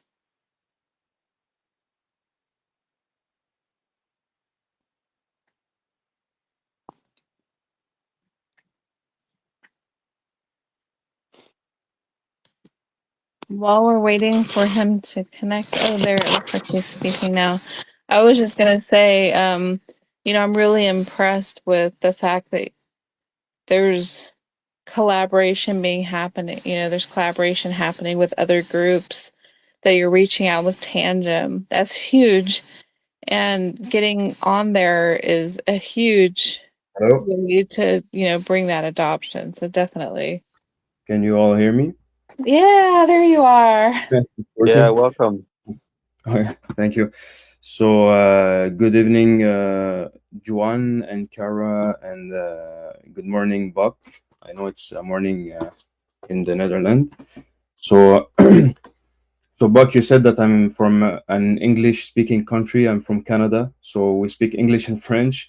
My first language is French, so my English is not the best, but I'm gonna try to quickly introduce myself. So I am in this space for a while now. I was there when KRC 20 and KRC 721 launched on Kaspa. So I invested also like Bock a lot in KRC 20 and KRC 721. I made some money. I lost some money. So it's not an excellent journey, but it's okay. I learned a lot. I don't have the same experience as Bock being a dev for a project, but I've been involved in many communities, many projects, many groups, and I'm the kind of person that if I invest in something, I can't just sit there and not doing anything to promote the project, to be part of the project. So I was well invested in the NFTs space. So I am the problem is I'm a bit picky on the digital art. So I like to pick and choose really well the NFTs that I buy. So like Bock said, I was really involved in Kaspunks. I did a lot of promotion for Kaspunks. I still hold some Kaspunks. I still trade them. I love the collection. It's a really good collection, high quality collection.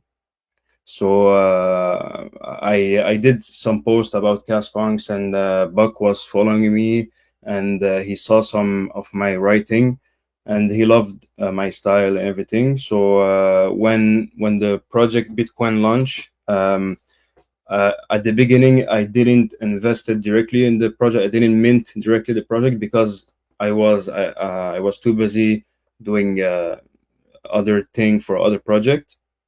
But I think what made me invest in Bitcoin was a post of one of my friends, is a true AI. I don't know if she's here, but she posted about Bitcoin, and I had the chance to see the actual art in a bigger display.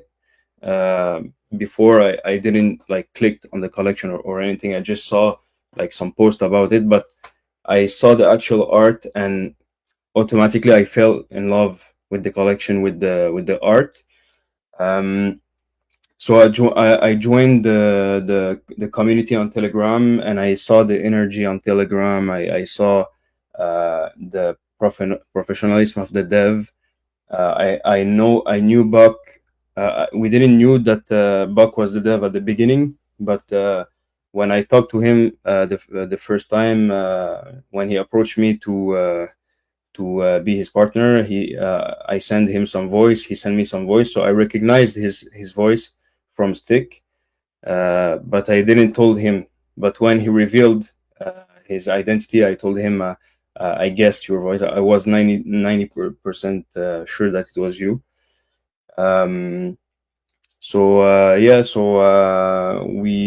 We did an agreement together, and I'm really happy to be part of this project.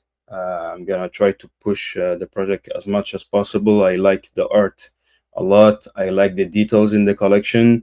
If you didn't listen to the EMA that he did, I think 2 days ago, he explained very well, very detailed, how he have done the collection, how he have created the collection. So he hard coded many things in the NFTs that we don't see when we look at the collection first, when we look at it at the first time. But in the EMA, he did a good job to detail all the creativity he put in the collection. So that's it for me. So I think he did a really good job explaining what is the project in the space.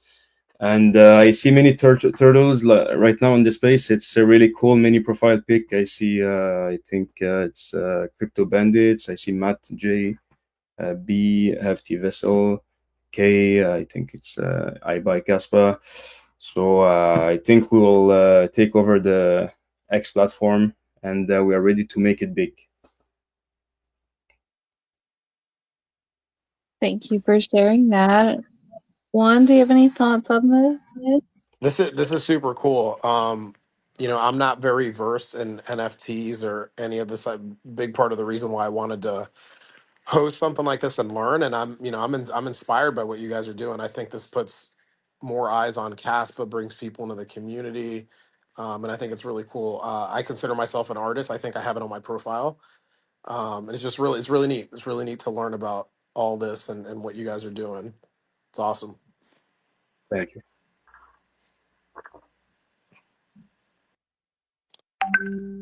Yeah, Just can I just want to sorry. say one thing real quick? I know that Bitcoin Turtle has his hand up, but I just want to make a correction to something I said earlier because I got a DM from KRC Bot, and he wanted to clarify that he was not playing ping pong when he was doing his test. He was doing actual financial transactions. So I just wanted to throw that in there.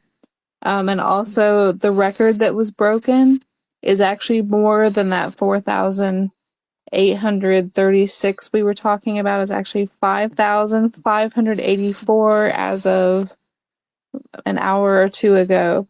So I just wanted to throw that in there real quick. Bitcoin Turtle, go ahead.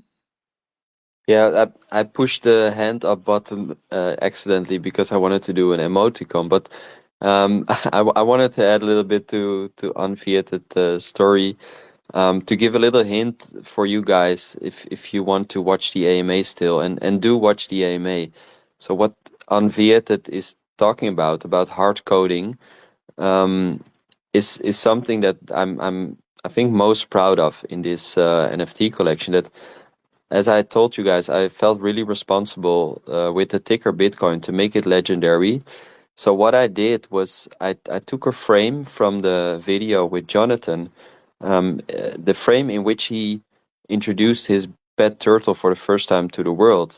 And he says, we call it actually Bitcoin, say hello. And at that point, the turtle waves to the camera. And the host of the show, he has to laugh about that. And that for me was an epic moment, that the turtle was actually waving to the camera, like saying, hello, I know something that you don't know. And of course, I think I'm one of those crazy guys who think that Jonathan is really Satoshi.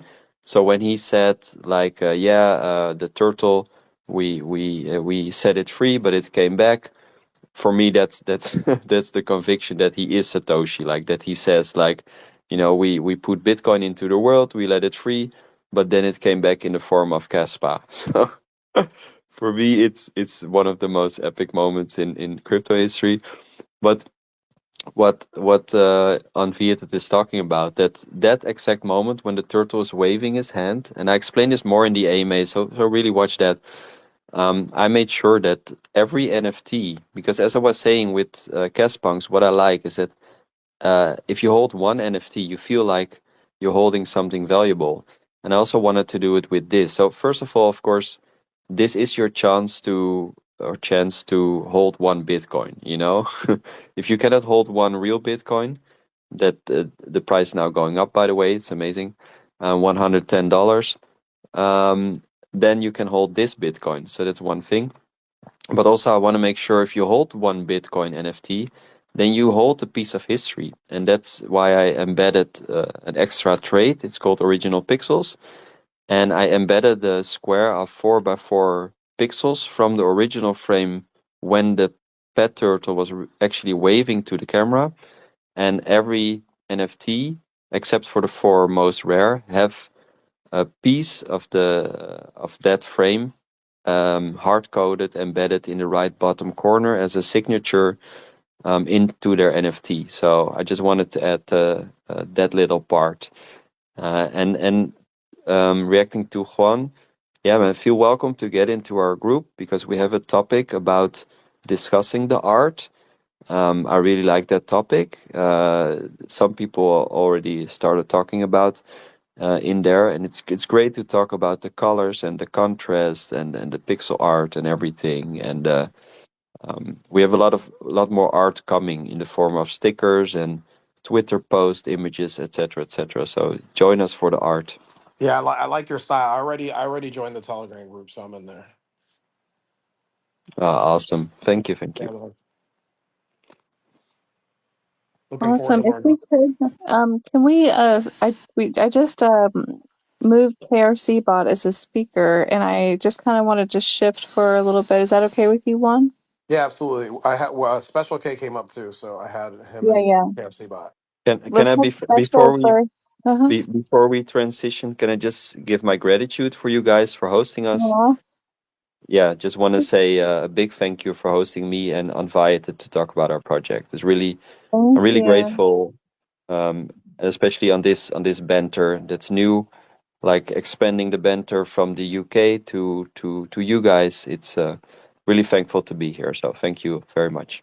And thank you for sharing everything that you've shared. It's something that we can all learn and grow from. And we appreciate you being here and for waking up so early to share all of that too. Thank you.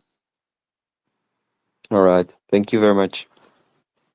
Awesome. All right, Special, you were here first, so you have the floor. Go ahead. Well, good evening. Good morning, Bock. Thank you, G, for hosting this, Cara.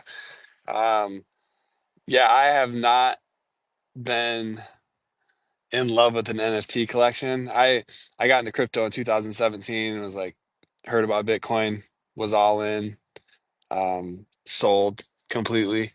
And then I was in and out of altcoins, but I never got into meme coins or NFTs. And when I heard of Kaspa, I started buying as much as I could. And I've since sold all my Bitcoin for Kaspa. Um, don't hold this against me. I did have some XRP I sold for Kaspa. H bar, sold it all No, for Kaspa. no. Yeah. And so forgiveness is key. But yeah, so I'm 100% Kaspa maxi now, or Kaspa ecosystem really. But I did buy a few Yanatoshis, and I bought a Wolfie's Bar NFT so I could participate in the pre Egra sale, token sale. So anyway, but I've never like been like in love with an NFT collection, and I mean I went nuts on this collection. I missed the mint, um, but I did get a few at like 99, which was under mint, which is crazy.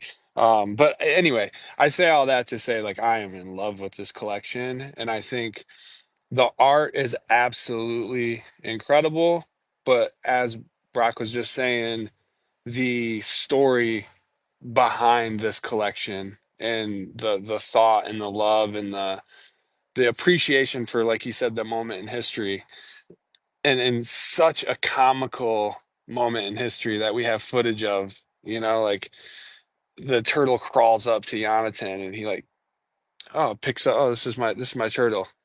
His name is Bitcoin. Like, say hi, Bitcoin waves. You know what I mean? But like, turtles are slow. It's so perfect because Caspa's so fast, and I like the connection to Bitcoin with the 2100. Instead of 21 million, but I like that it's a small amount of art. Um, so it's just gonna be. I think it's gonna be like it was said, a top.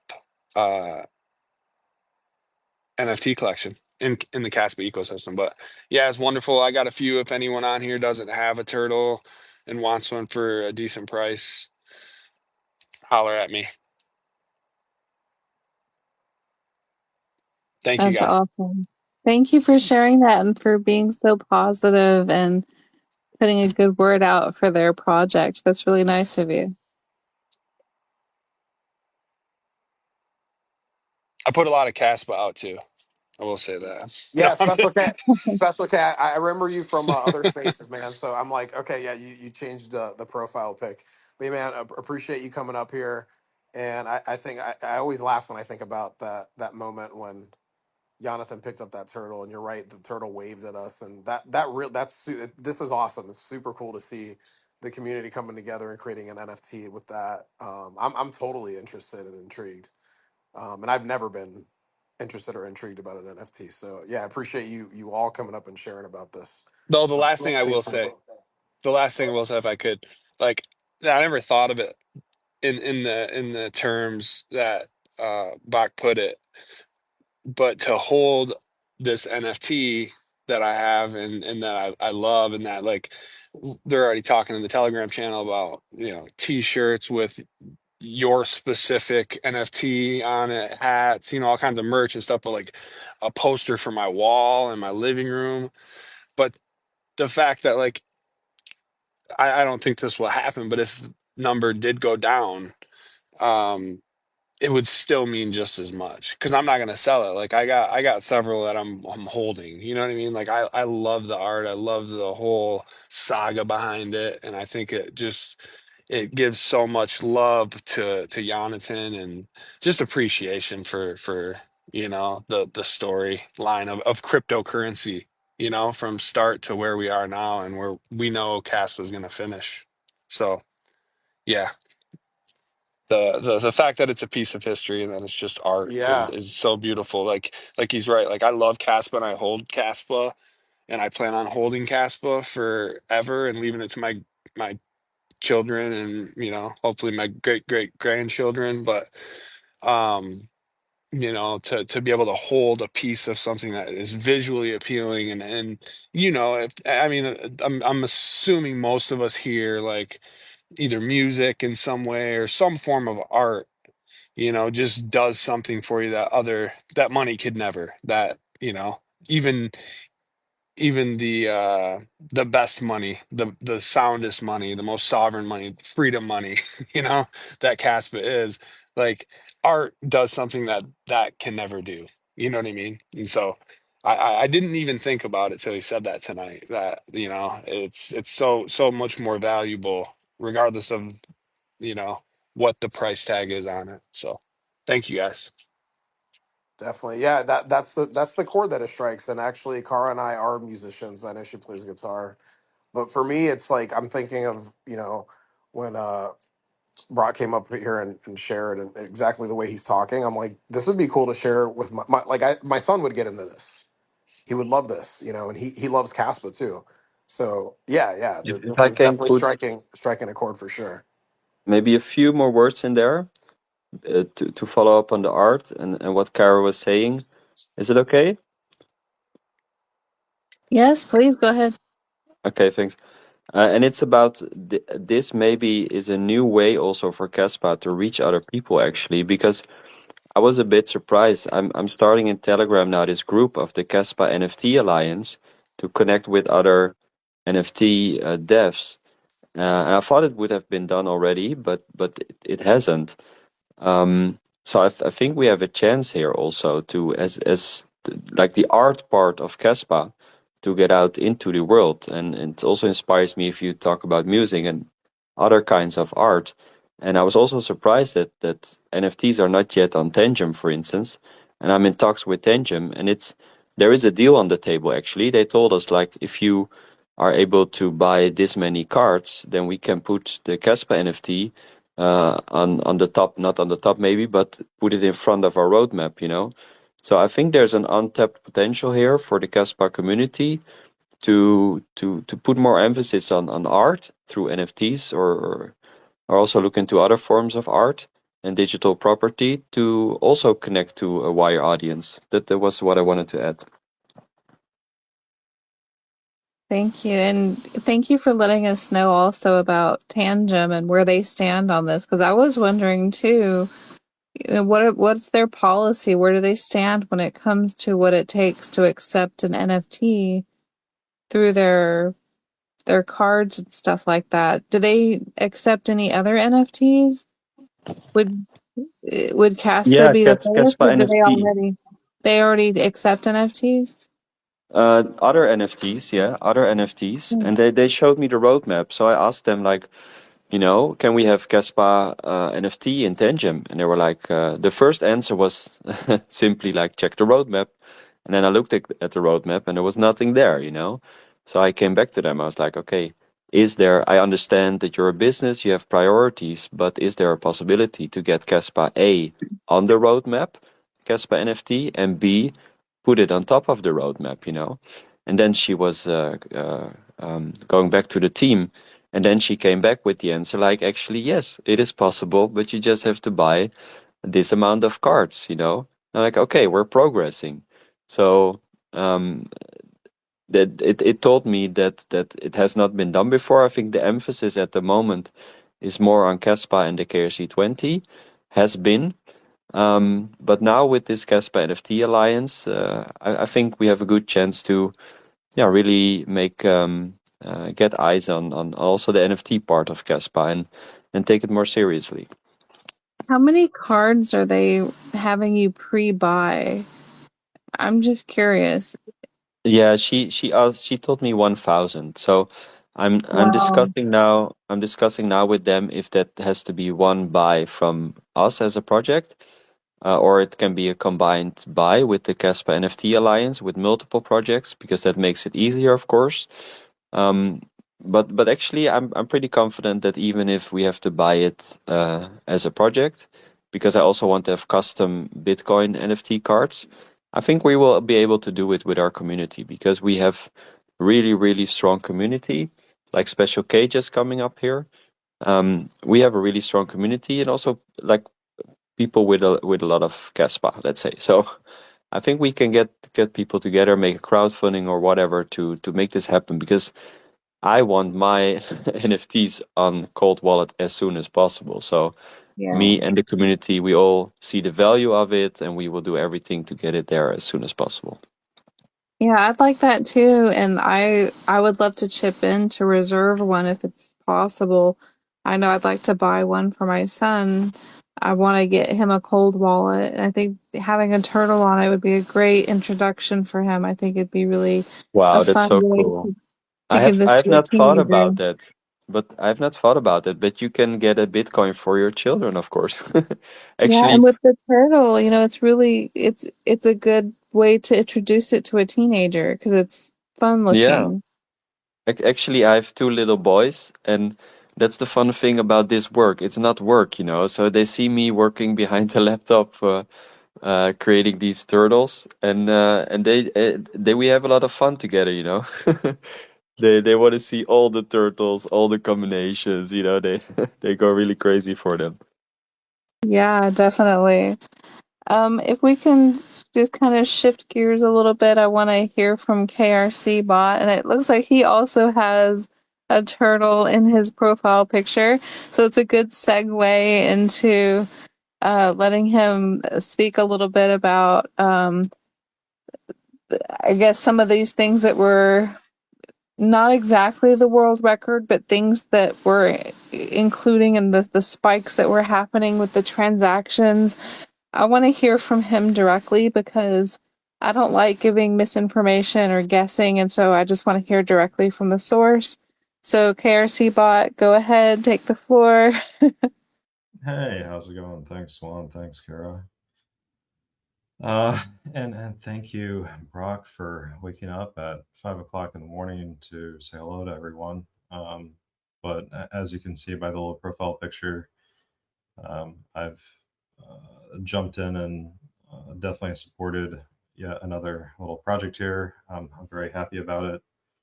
I'm glad other people see it, and I'm very glad that other people are enjoying it too. And like him, we're all there sharing that moment. And I jumped into a token project because I guess I like the pain. And he jumped into the NFT, and even though it wasn't planned, I saw it. I was like, yeah, let's jump into that too. So definitely a good project, and I think people should check it out. It's worth a look. Segueing over to the transactions and the rest. Yeah, some months ago, I was really curious about can Kaspa be used more than what everyone else has done on their network. What everyone else has done on their network is really just can we store this value somewhere? Can we move it from point A to point B? And so when they said it's a sequencer, I was like, oh, cool. It can do more than just have money in a wallet. It can help organize, verify, and secure other things too. And so, at least for me, I have a little bit of a different idea, a vision, and it might take a little bit of a while to get there. But what I've been doing is just exploring what the edges or the capabilities of the network are, and just to say, oh, this is what it costs, this is how far it can go. And in that process of doing those things, other people kind of notice it, and they get really excited. So Crypto Odie and Potato and Titan are some of the people I think you were trying to touch base with. But I'd say Potato started working on a script a while ago, and he's been disseminating that inside of a chat for a world record. And speaking to that effect, I think with something like 100,000 UXTOs, pushing that with whatever else was on the network, it just passed over 5,000. So that's a nice little preview of what's possible.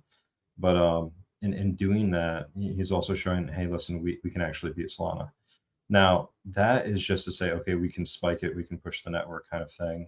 So that's for a moment. The next thing is like, okay, how many transactions can you do in a day? So showing that you can do, 60 million plus shows that we can also beat, let's say, the 10 million previously. And if you can get to 80 million, you're doing pretty well. That definitely solidifies something there in terms of proof of work, definitely in terms of Solana, absolutely.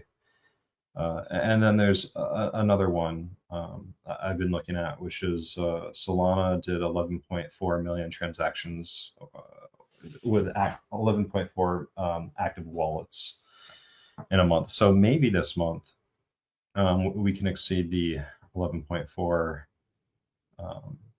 activity through wallets, and that would be yet another thing. And collectively, through all these little things, because it's provable on chain and whatnot, it gives people the ability to say, okay, there's something here. It's not just theory. It's observable. So that's kind of the hope.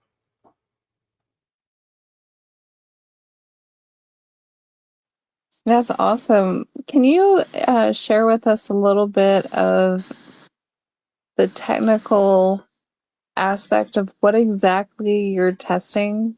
I'm very unclear about this, and I'd love to hear exactly what you're doing. Uh, yeah, it's not clear to a lot of people, but it's kind of a little bit out there. But I spent 5 years basically scanning businesses and thinking that there could be a better way to create like an abstracted chamber of commerce where businesses wouldn't have to go through all the complexity of going through Google and SEO and Google Places and a million other touch points just to be able to work with each other. And one of the big observations I noticed over the last couple decades is everything that really wins follows a quick recipe of bring it to you. So if you look at things like Yellow Cab and Uber, people said this isn't going to work, but ultimately, the strategy of bring it to you, really worked out. Blockbuster to Netflix, well, minus Elon Musk's recent things, but from a technology standpoint, it really, it's bring it to you. And so when you remove all the friction and you save people a lot of time, it creates immense value. So with that chain of thought, the idea here is, what if we removed all the friction points and we gathered all the data and we put it on a secure, decentralized blockchain and then made it accessible to AI? You would be, as a salesperson, as a business person, as an analyst, all those things, you'd be able to go to ChatGPT and say, okay, find me someone in the world that has this, like a good reputation, a phone number, a contact, a product, a service, and instantaneously you would be able to have access to that information unblocked. So Can I ask a question on that yeah. before you continue? Because I want to make sure I'm really understanding this, because I know you've mentioned it before. So if I'm just going to throw a hypothetical, if I'm looking for someone who can sell me a volume 3 number 58 comic book of the Hulk, we'll say, and I want to buy it in Kaspa, is that something I could search on AI and then what you do would provide that, or is this something different? So you're getting to a lower level of specificity where you want to achieve that. But so I'll give you an example. So a lot of people are taking the approach of bottom up, where you're going to go grassroots and go to one shop and convince them to use Kaspa, and then the next one and convince them to use Kaspa, and that's great. Go do that. I'm going a different approach, which is where if you plug into existing ecosystems, you have just a lower cost of customer acquisition. So for example, Magento is an enterprise e-commerce solution, and they went ahead and they sold their software to eBay. And eBay, all they did was they added a PayPal plugin, and then 30% of e-commerce had access to that because of eBay had PayPal, and then they sold it off to Adobe. So the point is, eBay was already established, already had an ecosystem, but they weren't going out to every single business saying, hey, you should really use PayPal, right? Everyone knew about PayPal, but it wasn't convincing them to use it. It wasn't convincing them to necessarily adopt it. So they came up with a different strategy. They said, we're going to create interfaces where people are already and just make it really, really easy and remove all the barriers. So that's where this idea stems from. It's that they're not mutually exclusive to the maps and everything else everyone else is doing. I employ that. But the winning strategy, the really big winning strategy hasn't been doing that. The really big winning strategy has been with like Amazon and Facebook, is that for 10 years, they're not profitable. They're only focused on one thing, growth. Getting as many people involved into it as possible. So they'll burn and have a burn rate, and they'll spend everything not having that profit just to get the amount of people that they have. And in doing so, what happens is they can just do it cheaper than everyone else. As a result, you then pay them, and they win. That's it. So if you look at if everyone goes to, for example, ChatGPT and you say, what's the amount of ad revenue and what portion of a business for Meta is ad revenue? And then you go to Google and what is it for ad revenue, and TikTok and ad revenue. And what you'll quickly find out is that all their money pretty much comes from that. But the future with, you see the adoption of AI, guess what? That circumvents everything. You're not going to these places as much anymore. You're not going to Google search as much. Your habits are changing. So the interface is changing. And then so imagine if you went to Chat GPT and instead you had the interface, you ask for the information, you're bypassing all of that stuff. You're bypassing all of the gates. And now So you just have complete it, access to the information. I'm gonna try to see if I can really get this, because I want to be able to explain to others what you're doing. And I'm hearing what you're saying, but I want to make sure I'm getting it enough that I can share it. So I'm hearing that you can go to Chat GPT and you can uh, get financials on a company. Is that what you are? Is that what your project is providing? If financials would be an analyst viewpoint, so that's a persona type. The primary thing is connection, right? So by doing this, you're allowing companies to connect with other companies, products and services, salespeople to connect to products and business and services for cheaper and faster.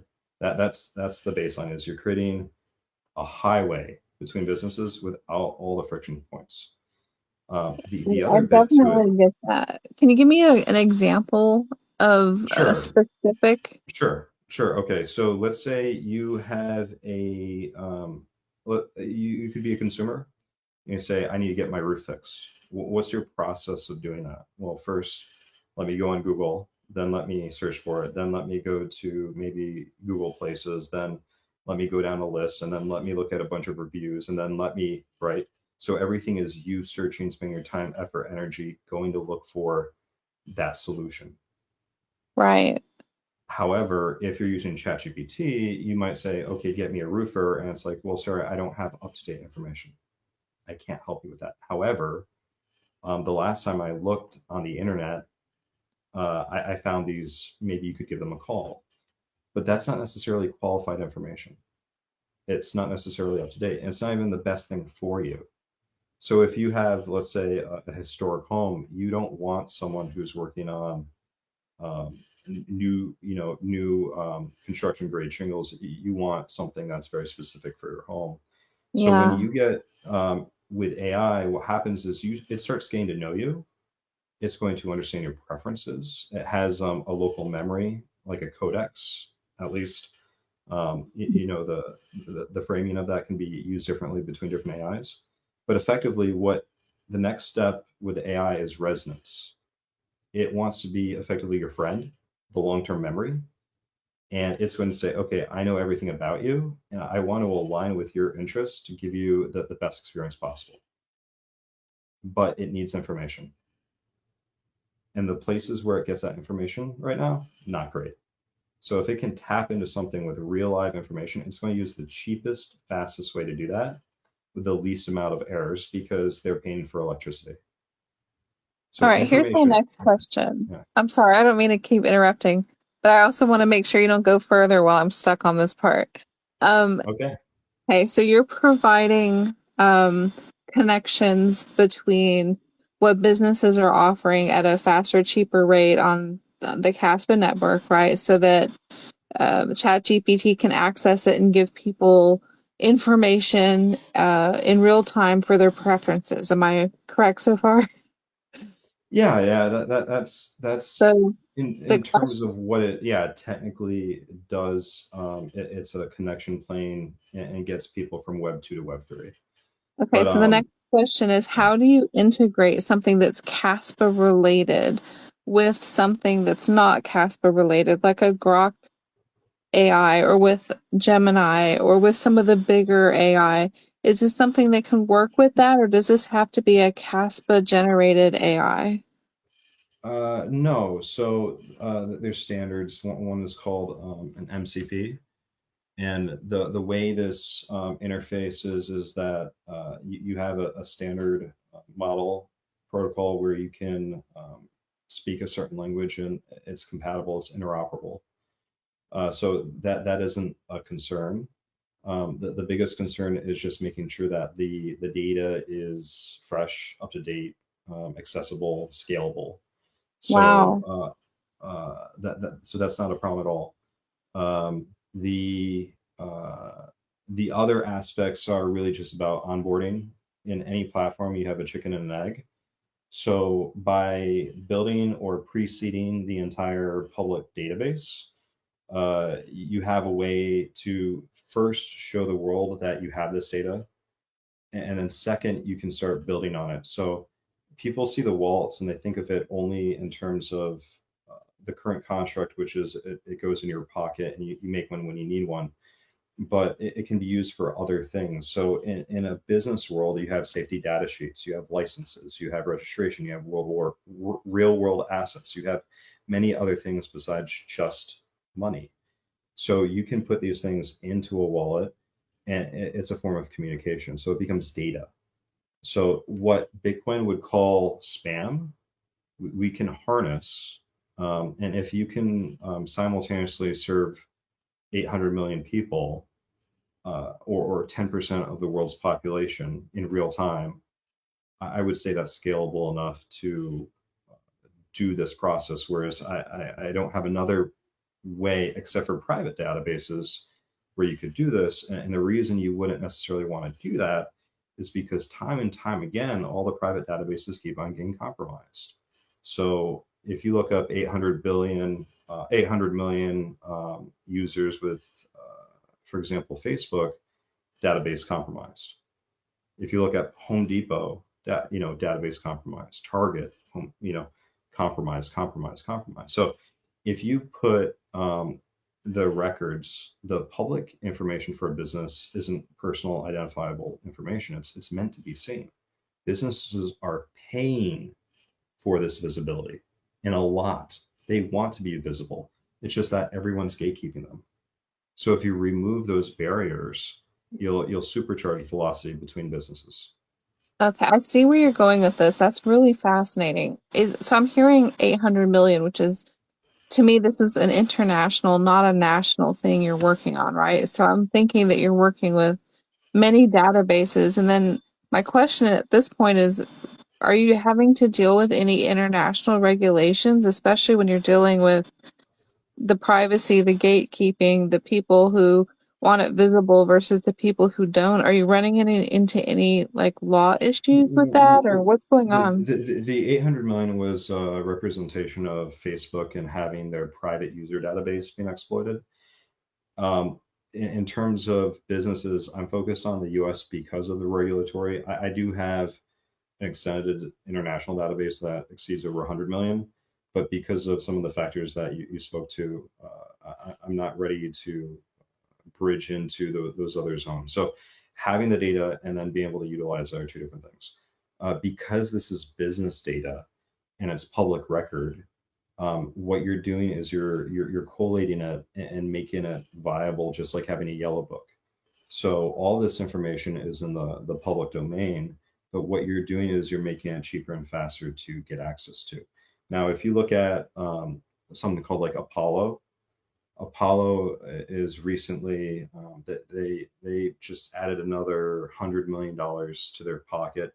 What they do is they gatekeep this and they charge you per click to reveal things like a contact information, like a phone number. Each click, credits, credits, credits. So everyone else is incentivizing to hide the information, and I'm a little bit of a contrarian here, where I'm trying to make it as available as possible, because again, this is in the public domain. It is for businesses' interests. So once you do that, then it's going to change the entire landscape, I believe. First off, there's a few categories of people that every blockchain would love to get their hands on. XRP is known for banking. Everyone else is trying to adopt the user base with person to person, but most of the money actually flows between businesses. So how do you profit off of this? Does it come through how many people click on it, or is it with AI actually borrowing your data? Like, how do you get paid? Good question. So I'm not interested in users having big fees, hence Kaspa.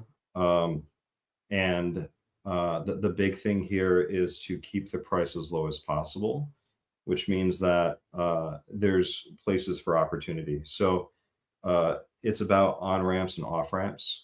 So for example, as an on-ramp, I'm building out like a competitor to Linktree.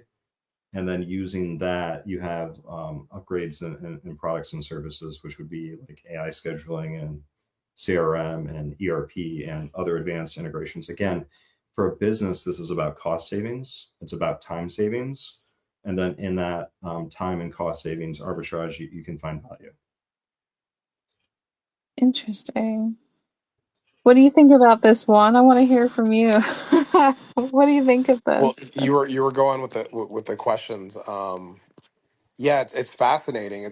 Like, I mean, I built something similar in the residential space for the security industry. So it's just really cool. I mean, I'm taking it all in. I think going down that path, and you're right. If there's some way that can be organized, that it would open up the floodgates. So I followed, what he was saying, and you asked good questions, Cara. Um, I think it's awesome, and it's just taking it to like a whole nother level. Yeah, I would Because use you can, that. because you can, like you, KRC Bot was saying, like, I remember talking at the Kaspa Experience with people like, oh, going door to door. That's one thing, but this is definitely, it's pretty cool. I hadn't heard it broken down like that. I think I'm not sure if you shared something similar before, KRC Bot. I think I heard you on another space, but yeah, no, that I think it's super innovative and would absolutely help um with spreading this a lot quicker. Um, Yeah, it's going to be interesting, and I think the week of October 10th is going to be interesting because I've made the decision to put it on 3 exchanges, mhm. and we'll see how that goes. I'm really excited for you, and I like that you're really thinking not only outside the box, but you're thinking outside the box while scaling the box. Yeah, So yeah, that's props to you exactly. for that. Wow. Well, it has a bit of potential. So if you look at TBD AI on there, people are going to probably, the first thing is notice the market cap. And that is going to translate into other systems. So I have a feeling if the communication and everything is built out, and it's a rollout, it's not going to happen overnight. It's too big to do overnight. Spend 5 years on the data, spend at least 5 months on the rollout. It has a long-term potential to do a few things. One is to feed the layer 1 Kaspa system. So Kaspa has an unfunded mandate for growth without an exact idea of where new users are coming from, and it has a need to feed the miners. So I think it has a good synergy potential.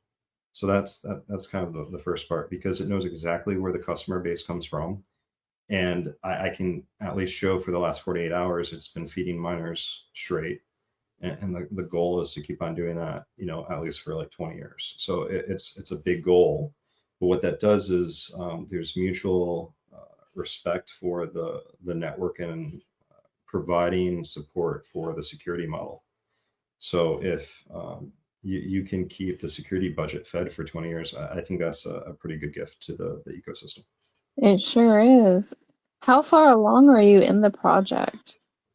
Well, that's hard to categorize. So the dev site, I have about 29 million of 32 million properties updated. So that has to get refreshed all the time.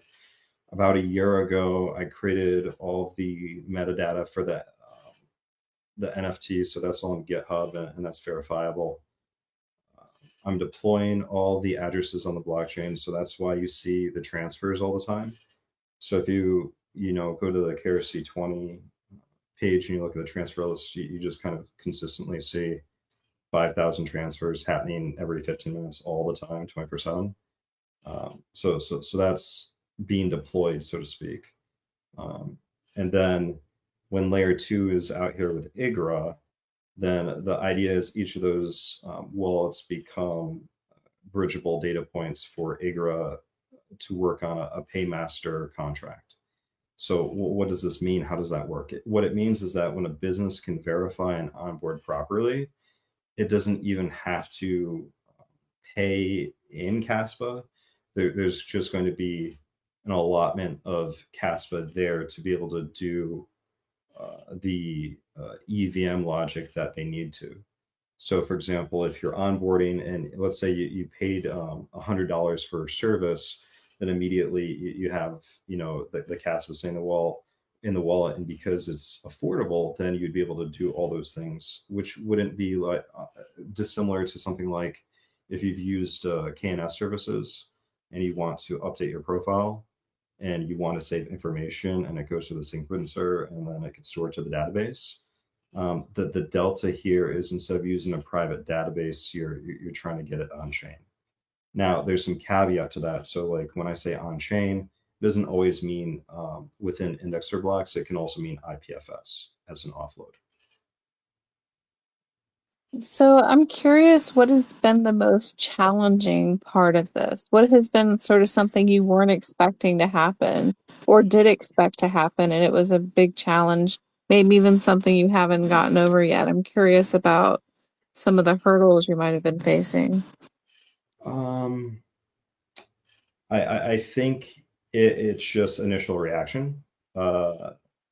Usually it's just that whenever someone's looking at the project and it's been going on for years, that the first thing is like someone walks in, it's not curiosity coming from the group, and it's more like just scam, right? Like just flat out, this is wrong, this can't be right.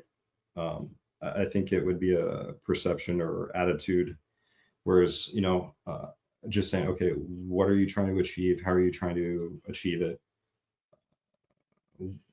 Because keep in mind that there's no ask here. No one's asking you for your Kaspa. No one's asking you for anything. It's just there, and the community can observe it.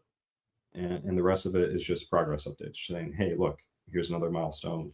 This is where it's gotten to. So for me, I don't want to call it my life's work, but you're kind of putting it out there for everyone to look at and judge. And the initial feedback is less than desirable by a lot of people, and that's tough. But you try not to take it personally because you haven't even gotten the engine turned on, right? What you're doing is you're exploring something completely different. No one's ever seen it. They don't know how to look at it, and it's going to take some time. I'm going to give you some desirable feedback if I can. I am really impressed that you've taken on an initiative at this scale. It's so unheard of that even I'm sitting here going, this is something I've never even seen before, especially when you're dealing with interacting with a DAG network. You're doing something that's never been done in humanity, in my opinion. And so you're Well, really pushing the envelope here. I mean, it's been done, right? Because there's people who work with AI, but you're working with Kaspa and you're helping to improve the network. You're making it so that we help secure it.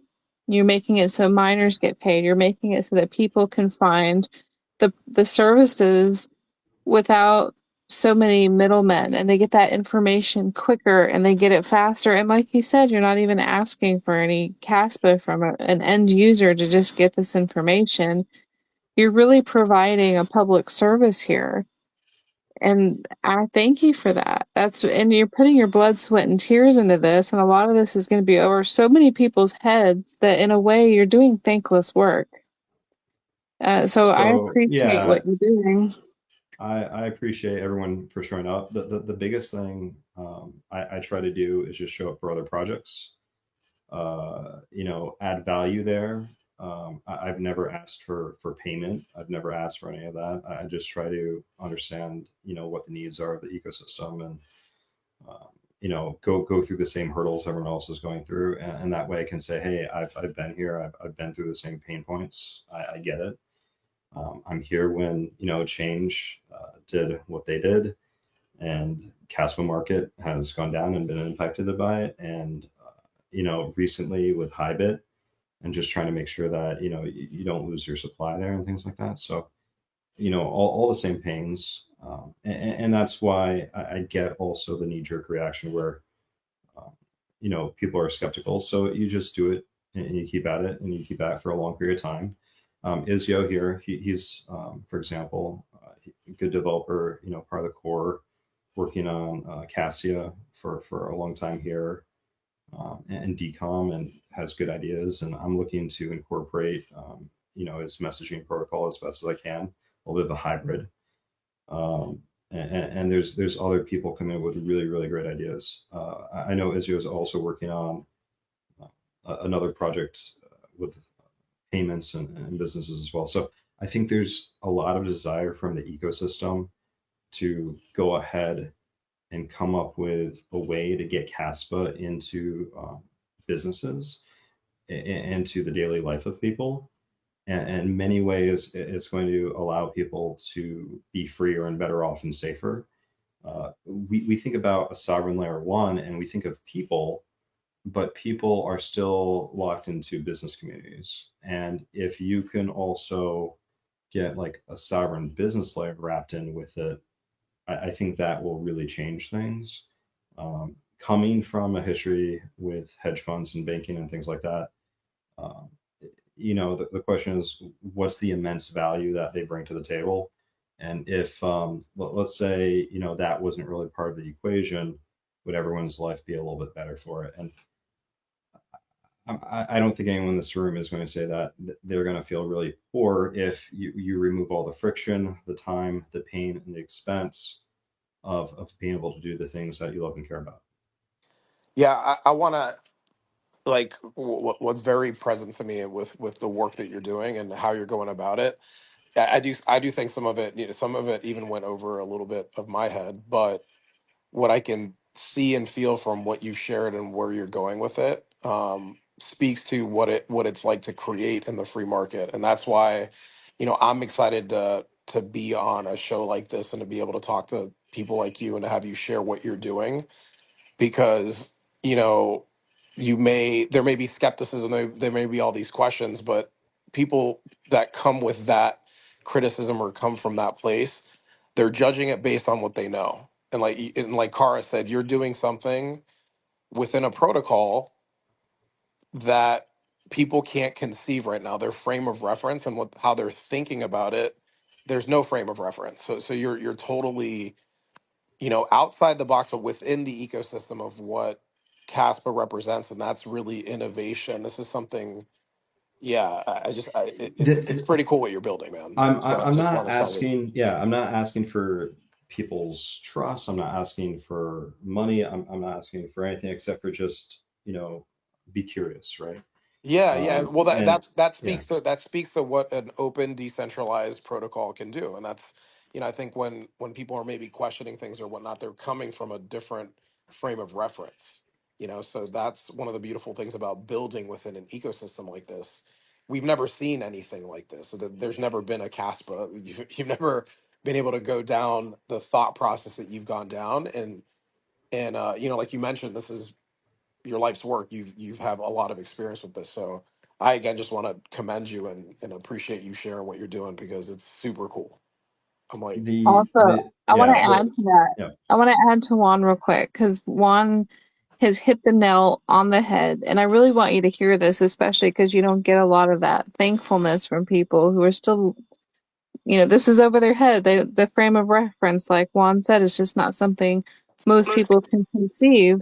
So I just also want to add that if you ever get discouraged, if you ever feel that people are not seeing your vision and they're calling it a scam or just not believing in it, just remember that Jonathan Sampolinsky has to deal every day with stepping online and seeing people, if he's, in spaces where people talk about Kaspa, people also call Kaspa a scam. And yeah. he has been doing this for 14 years plus. And even though he's not always in the Kaspa space and he's in other spaces, he has to deal with that too. And he has found a way to sort of compartmentalize.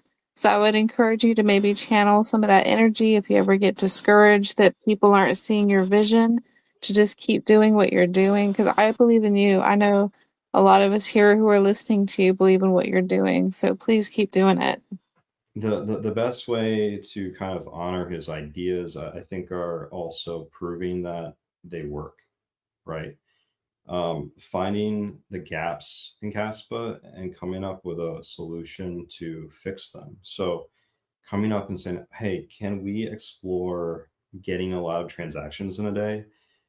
Initially people might say, well, you're sending the wrong type of transaction. You're exploiting the system. Oh, you're like, none of those things are the goal. The goal is simply to say, hey, look what this network can do, and can we make it shine, right? If you're trying to attack the system, that's a different thing. And if you take that frame, you can make the argument that you're trying to DOS it or DDoS it or something like that. But no, you're just trying to show, hey, look what this can do. Isn't that amazing? And if you just take one thing away, it would be this. It's that this is all to make it better. And so there's some things that people aren't going to necessarily understand right away. And it's going to bring some attraction probably in the next couple of weeks. And I just hope that the community can be supportive, because the big thing is to say, okay, we're not marketing. We don't have this big $100 million marketing arm. So the network is the marketing, but you have to show what network can do. And then the conversations of the theory move into actuality. You say, nope, on this time, at this date, at this place, this happened. And they can verify it. And I think that's what makes it really interesting, is because once you see that, you can't unsee it. You can't dismiss it anymore. You have to fight with yourself and say, okay, well, maybe I need to be open-minded. And that's all it takes. If you can get someone to have 1%, you can earn the other 99%. It just takes time.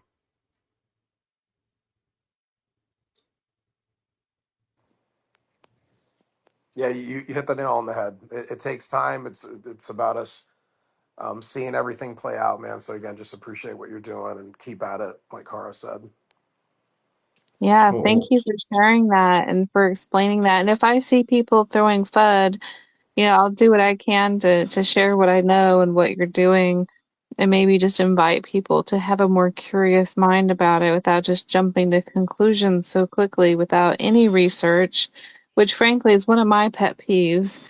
There's a lot of people who just jump the gun, and it'd be nice to have a little bit more research into these things. And, I like to learn, and I hopefully will encourage others to do the same so they can look into what you're doing with a curious mind. Well, I hope you know, things will be well received. It's not a short journey. A little bit of patience will go a long way, and updates and progress will keep coming.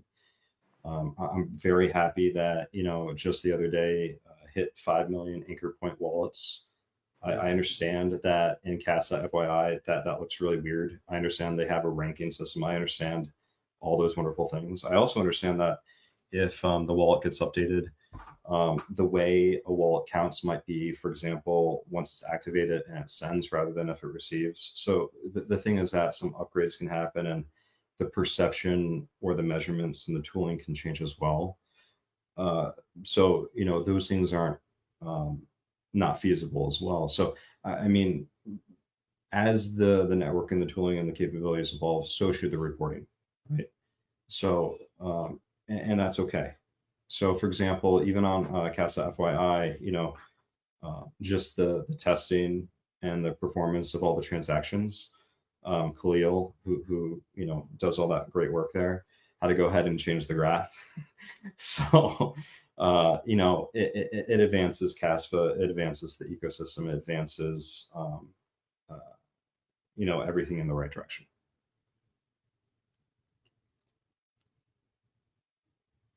Well, thank you so much. That's really cool. I'm curious. I see Burke in the audience. I don't know if he wants to be a speaker as well, but if he is interested, I would like to ask Burke about his new venture with creating silver coins, silver Kaspa coins. It looks like these are being hand hammered and stuff like that. So if he feels like jumping up to talk about it, I would love to pick his brain. I'm guessing it's a he. Could be a her. I don't know who Burke is, but I'm guessing it's a guy. So if he does want to request to speak, feel free to do so. And I also just want to thank just so many inspirational people tonight who have spoken about their adventures and NFTs and memes and financial transactions and supporting one another and trying things out and just being overall positive. I just love that kind of fellowship and just, you know, seeing the best in one another. I'm glad it's a good day and not a FUD day. So I just really appreciate the people who have spoken today. It's just been phenomenal, especially for our first episode. That's great. Episode number one. Episode number one. Jace, did you want to? Did you mentioned in the beginning that you wanted to leave something for the end? Did you want to say anything? Yeah, absolutely. Episode number one. Yeah. Sorry, I had to. I think I picked up on that. Yeah, I'm just going to throw a quick fire round, I guess. Yeah, because obviously it's been a marathon. We're almost at 3 hours. So, yeah, I guess I'll just do a quick catch up from Kaspa Finance side of things. Just the last few weeks, because we haven't had a chance to jump on the other spaces in a couple of weeks. So figured there's a lot that's actually happened since then. So yeah, obviously, as we mentioned at the start, official launch for Kasplex mainnet went live. And yeah, so we're also live on there as well. And yeah, like we've just basically been adding the farms and the pairs over the last few days. And the first ones are, of course, Nacho, Nacho Kaz, and Zealous. So they're the first pairs. Plus, we're getting a few other coins up at the moment. Both are very available to provide liquidity and for trading. And yeah, just as a reminder that it is a V3 deck. So it's not like the Kaspa.com or the Zealous, which are the V2, which are they're great. But yeah, so the idea of this is that you provide liquidity within certain price ranges. And for an explanation of that, I would direct you to our YouTube channel where I've created some tutorial vids on what that means and how to set it up. So yeah, next, I guess the APRs at the moment are showing nothing, but the rewards are ticking away in the background. The main reason for that is because we don't have our token launched yet. So we're just fixing that up. But yeah, don't worry. If you're providing liquidity, that stuff's all being calculated in the background there, and it'll be awarded, obviously, when our token goes live. So yeah, fewer partnership announcements. We got via BTC and just their capital arm and the IBC group. So I guess the IBC group is probably the most exciting one because that is Mario Northfall's investment arm.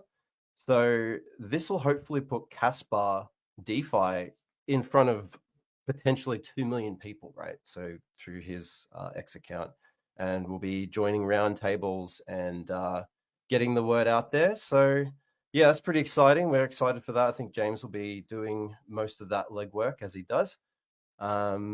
And speaking of that, he's actually in Token 2049 at the moment. So yeah, we did go to Kaspa Finance. That was Jacob who went there, who's a fellow Dutchman along with Seb. I did actually, tell him to go and find Seb, but funnily enough, as you were saying at the start, Jacob's avatar is a Scottish Terrier and Seb is a wad of cash. So I'm like, yep, good luck finding each other, but I'm sure they'll figure it out. I think they did find each other at the end. I think they just listen out for the Dutch accents. As I heard from the Bitcoin Turtle before actually as well. So yeah, we did Singapore, we did the Korea Blockchain Week and we went to Berlin and yeah, so James is doing the rounds at the moment at those places, again, talking about Kaspa Finance and Kaspa as a whole. So yeah, it's all exciting, getting the word out there as much as we can. And also, obviously, we've got the IGRA testnet integration live as well. So yeah, anyone who wants to use the IGRA side of things, they can check that out. But obviously, that's all just testnet at the moment. So yeah, fake tokens, fake everything. But, you know, it's all right.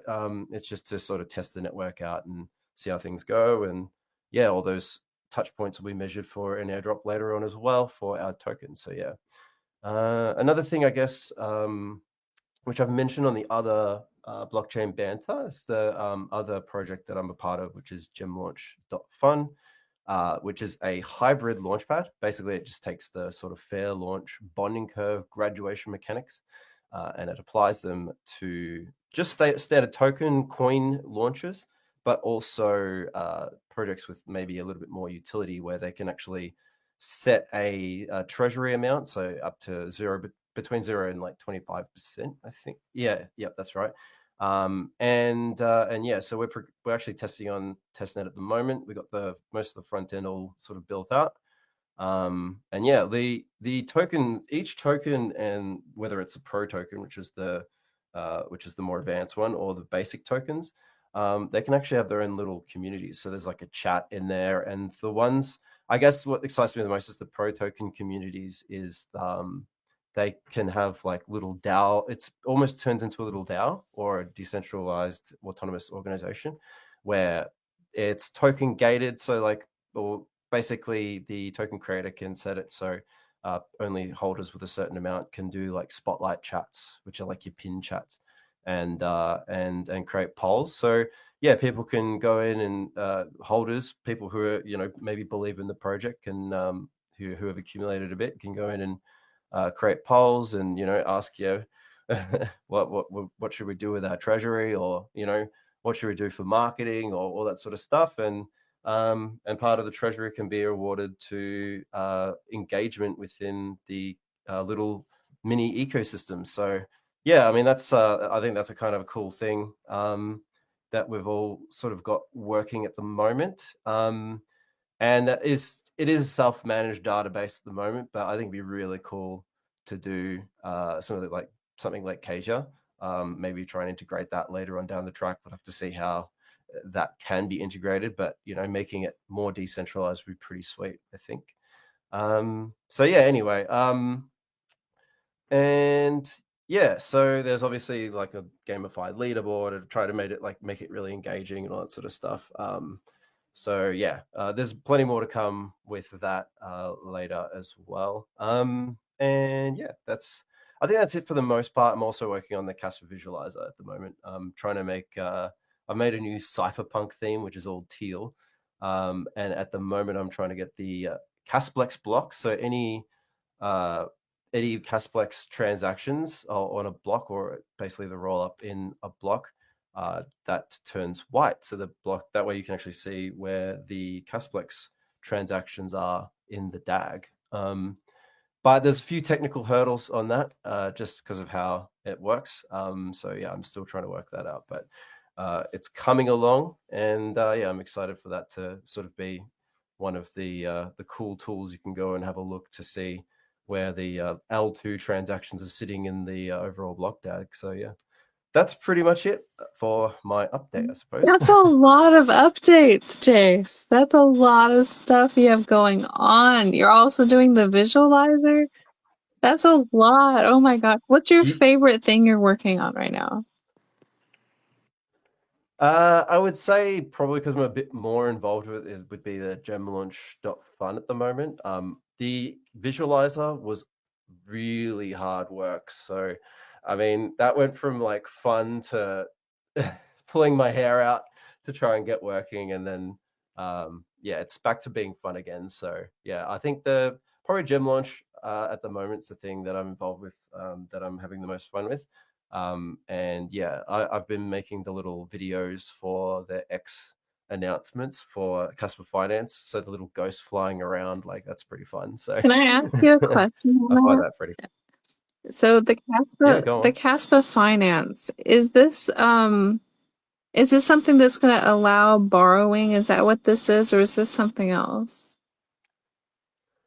Yes, so we're going for the super app approach with it. I think everyone's kind of going for that because Zealous announced Fervent, and Casper.com's got their own lending and borrowing protocol as well. So I guess we're not unique in that anymore, but we did go in at the start to say, yeah, we are doing full feature, a full feature DApp. So yeah, at the start it is a DEX, so you know, just basic swaps between token A and token B. With various routing and stuff under the hood, and obviously farms, so you can, you know, provide liquidity, all that sort of stuff. But where we do plan on, and we have, I guess, it's in the roadmap, and hopefully it's not going to come out in the not too distant future. But yeah, we're still obviously working on just the stuff going to mainnet. But yeah, you can provide your CAS. Hopefully when stablecoins come along, all that sort of stuff, you can borrow stablecoins against it and buy either more CAS with it, or participate within DeFi with those stables, or all that sort of stuff. So yeah, we will be implementing that. It's the RBV3 style lending and borrowing. And another thing we are working on at the moment is I believe they're called the A tokens. So basically creating a wrapper where you can provide liquidity, and your liquidity token can be wrapped and then used as collateral in the lending and borrowing protocol. So you can earn yield on a LP pair, and also use that as collateral to borrow against. So we got a lot of cool stuff in the works there. And so yeah, it is a super app, and it can do a lot of cool stuff. But at the moment, in its first iteration, it's just a DEX. But yes, it will be lending and borrowing in the not too distant future. Is it too early to ask for a timeline? Well, yeah. I think so. Yeah. I think it's too early. I mean, I would love to say in the next couple of weeks. But, Whoa! I think it might be a month and a half away or something. Wow, Like that's a lot sooner than I was expecting. That's cool. Wow. Yeah, we got Mirza and his team are working diligently trying to get these things to market ASAP. So yeah. Wow. Well, I am really looking forward to that. That's really cool. I gotta say, of all the things I'm looking forward to, I'm really liking this idea of being able to borrow and not, it's one more step Yeah. away from fiat. And that to me is the ultimate goal with getting more and more financial sovereignty. So I'm really looking forward to that. That's it. Yeah. And the cool thing about lending and borrowing protocols is, you can put some of your CAS down as collateral, and, there's other financial primitives that can be built on top of that. Like, for example, real world debit cards, or maybe not real world per se, but still something like your Apple Pay. There are certain services you can use that could tap into DeFi. Like I've seen it on some other chains and stuff like that, where lending and borrowing protocols are used as the engine that powers the credit system. So, you know, you can basically, rather than selling your CAS, you can just basically tap and pay, and rather than it being a CAS transaction where it spends your CAS, it actually just takes out a borrow against your collateral. So that way you're not, you know, why would you spend your CAS when you can hodl it, right? So I have a question about this, and you might be the person to answer it because I've been wondering this for a couple years now. If we have a debit card, now I realize Europe already kind of has one, but in America, I don't really know the situation where we have a debit card that where we can spend our crypto, but it's something that's in the works. I know Tangent Pay is something they're looking at for Europe and eventually be in America, etc. But my question is actually on the lines of that without being that. My question is if we, let's say I'm just thinking of a dystopian for future here. So just hypothetical with me. If we're living in a world that's based on social credit, or we have some sort of environment where Visa or MasterCard or someone who is in the third party centralization group, if they decide that they want to make it where they control whether or not you can spend your crypto using their card, are they able to do that? Or is the fact that we're using a protocol on crypto that's decentralized and permissionless and trustless, does that override the third party? Like, how does that work? Yeah, so I mean, if you're paying in straight crypto, then no, there wouldn't be any way for them to really stop that, I wouldn't think. If you're using something that uses a bank to issue, like if it uses Visa or MasterCard and there's a bank that's issuing it, then yeah, they could definitely block it. So yeah, that's why being able to just pay, you know, scan the QR code and pay CAS, well, that's uncensorable pretty much. So Well, that's where that is a lot better. that's what we want, but here's the problem I'm facing. I'm running into businesses where they don't want to have a QR code. They just want to slide the card because they're used to a system and they're resistant to change. How do we, in your view, how do we as a world move towards global adoption where we encourage the use of QR codes to spend money? Like, how do you do that? What would you say Well, to push that narrative? I would say go and visit China and then go and see what they do there, because that's literally what they do everywhere. So it's all Zhifubao or Weixin, which is WeChat. It's either AliExpress or Alipay, sorry, or WeChat. There's QR codes everywhere, and nobody uses their bank card. Everyone's going around scanning QR codes to pay there. So I mean, that's been I lived in Hong Kong for about 5 years, and whenever I'd go over to China, I'd use WeChat Pay, and it was the easiest thing ever. I'd just get my mates to send me some RMB, and I would just go and go into a shop and buy like a bottle of water or whatever, go out to dinner. Like, you can use it everywhere. Like, there's not one single place that doesn't have the ability to pay with Alipay or WeChat Pay, and they love it. And that was way before we had tap to pay here in the West. Like, you know, I guess it was around, but it was definitely not really mainstream adopted like the NFC Pay. I remember back when I first started using that WeChat Pay, I was like, wow, this is great. Like, why isn't this a thing, you know, back in Australia or wherever else? You know, I think that over there, at least, because they're so used to it and it's so normalized there. I mean, at least they would be like, yeah, sweet, this is fine. Obviously, though, it's China, so there are some other issues there, I suppose. But at the same time, like, at least the Chinese who go out into the world, they'll be like, yeah, QR code, sweet, no worries.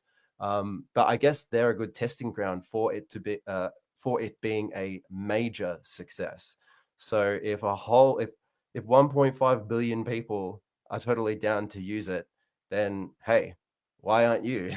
You know what I mean? Yeah, and that's a good point. But I guess my thing is, see, I live in an area that's almost entirely Asian. So there's Korean, Japanese, Chinese, Filipino, Indonesian. They're all over where I live. Like, I live in a very predominantly Asian area. And the places that I have tried to get to adopt Kaspa for their businesses have all been no, even though some of them are Chinese and they come from China and they're native to China. It's their first English, like English is not their first language, Chinese is, and they're not open to it. So how do we bridge China with America for the QR code? Like, what's your view on getting that here, knowing that it works over there? It's a good question. I guess maybe it's the whole blockchain thing, but yeah, I mean, there is adoption within crypto as a whole. You know, obviously the regulatory environment is loosening up in the States and there's a lot more adoption globally. So, I mean, I guess that probably comes with the overall adoption of crypto as a whole. Uh, I would say, you know, you've got the big investors on the big financial TV shows all talking about the various treasury companies and all that sort of stuff, the DATs and all that sort of thing. That, you know, obviously that's doing the rounds and kind of normalizing things as something that more institutions are adopting and stuff like that. So maybe it comes with that. I think, you know, we still could be in the tech rule of 30s, because what are we in, like 20? Has it been 15 or so years? Bitcoin's been around 16 years. I mean, the average adoption curve for a new technology is about 30 years. So, I mean, the internet was 30 years, cell phones 30 years, like most things are 30 years. So are we only halfway through the adoption curve? You know, who knows? Maybe the next 15 years, obviously we'd like it to be now, but in the next 15 years, it'll just be like, yeah, QR code, sweet. You know, like it'll be completely different. So yeah, it's definitely one of these things. I think it just kind of takes time. We want things, we want it to be ready to go now and for people to be open to using it now, but sometimes it takes a little longer than that. And yeah, like I'm in the same boat as you. I'm like, hey, you know, crypto is the financial rails of the future. Like, it's not just, you know, obscure financial primitive anymore. Like, it's, you know, you got big entities buying all this stuff up and pushing it, and basically all the tech is way better than what has been in place for however many years. You know, we've got instant settlement. It's so easy to transfer funds from one party to another. From, you know, you don't have to worry about Swift. You don't have to worry about many other potential issues. There's a lot of things that we bypass completely with crypto. So yeah, it's a hard sell. There's no doubt about it. I'd say it's a hard sell, but it'll take, with time, I think that this stuff will become obvious, and that's when it'll become a lot easier. But I think at the moment, you've just got to sort of think of your best pitch, your best pitch on how to sell it, I guess. Well, you know, I appreciate your insight on that, and that definitely helps me feel a lot more optimistic about that, just hearing what you just said. So I needed to hear that. So thank you. No worries. Glad I could help out a Cara, little. I'll fly in and we can pitch some of the businesses together. That sounds great. Okay. I mean, my spa where I get my massages, they need to hear from you, They because do. they said no to me, and I don't know why. Just you need to call me and put me on the phone and I'll be the closer. That's Oh, it. okay. No, you're gonna have to go through some no's to get some yeses, because I think I've shared, but I've gotten a handful of businesses on here. They need to register on the accepted Caspa here, but yeah, it's not, like Jace is saying, it's not easy. One by one, they're gonna adapt and adopt. We're still on a lot of analog here in the States. Like there's still people functioning on old systems still. So, but it's gonna happen. Only a matter of time. Yeah, I'm really excited for that day. There's so much to look forward to. I'm just really looking forward to it a lot. Yeah. In the meantime, we got to live it. We got to live it in our daily lives and as much as we can. That's where it starts. Yeah. See, here's the thing. I'm trying not to spend my Caspa because I'm trying to hold it, but every now and then I feel a need to spend. And so I'll go on Coinsbee and I'll get a gift card, right? And give my son some Robux or something like There that you with go. it. And that's two transactions. You're contributing to the network. We're using. Yeah, Yeah. That's what we got to do yeah. for now. Yeah. The KRC bots. You got KRC your. Bot. Good. Yeah, once on the layer two, we get a stable coin, like let's say USDT, um, things like, for example, spreads finance are popping up, and I think Ashton mentioned it once before, but what it allows you to do is effectively map EVM addresses to your bills, your bank account, your debit cards.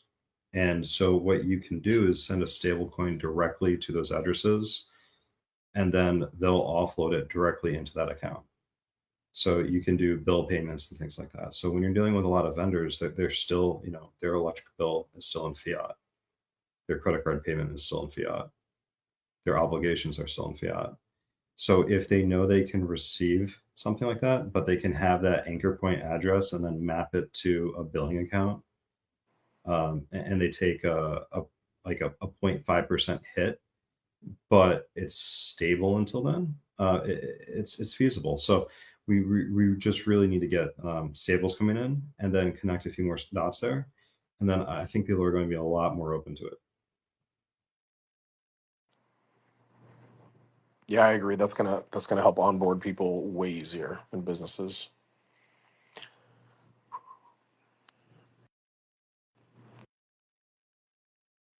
That's really cool. It looks like a few minutes ago, Burke had stepped up as a speaker He's to not. talk about his Kaspa coins, and he wrote me on Vivor, and he had to step away for his family. So I just wanted to just let you guys know. I don't know if he'll be coming back tonight, but I just wanted to throw that in there. That he is making some really cool silver Kaspa coins, hand making them.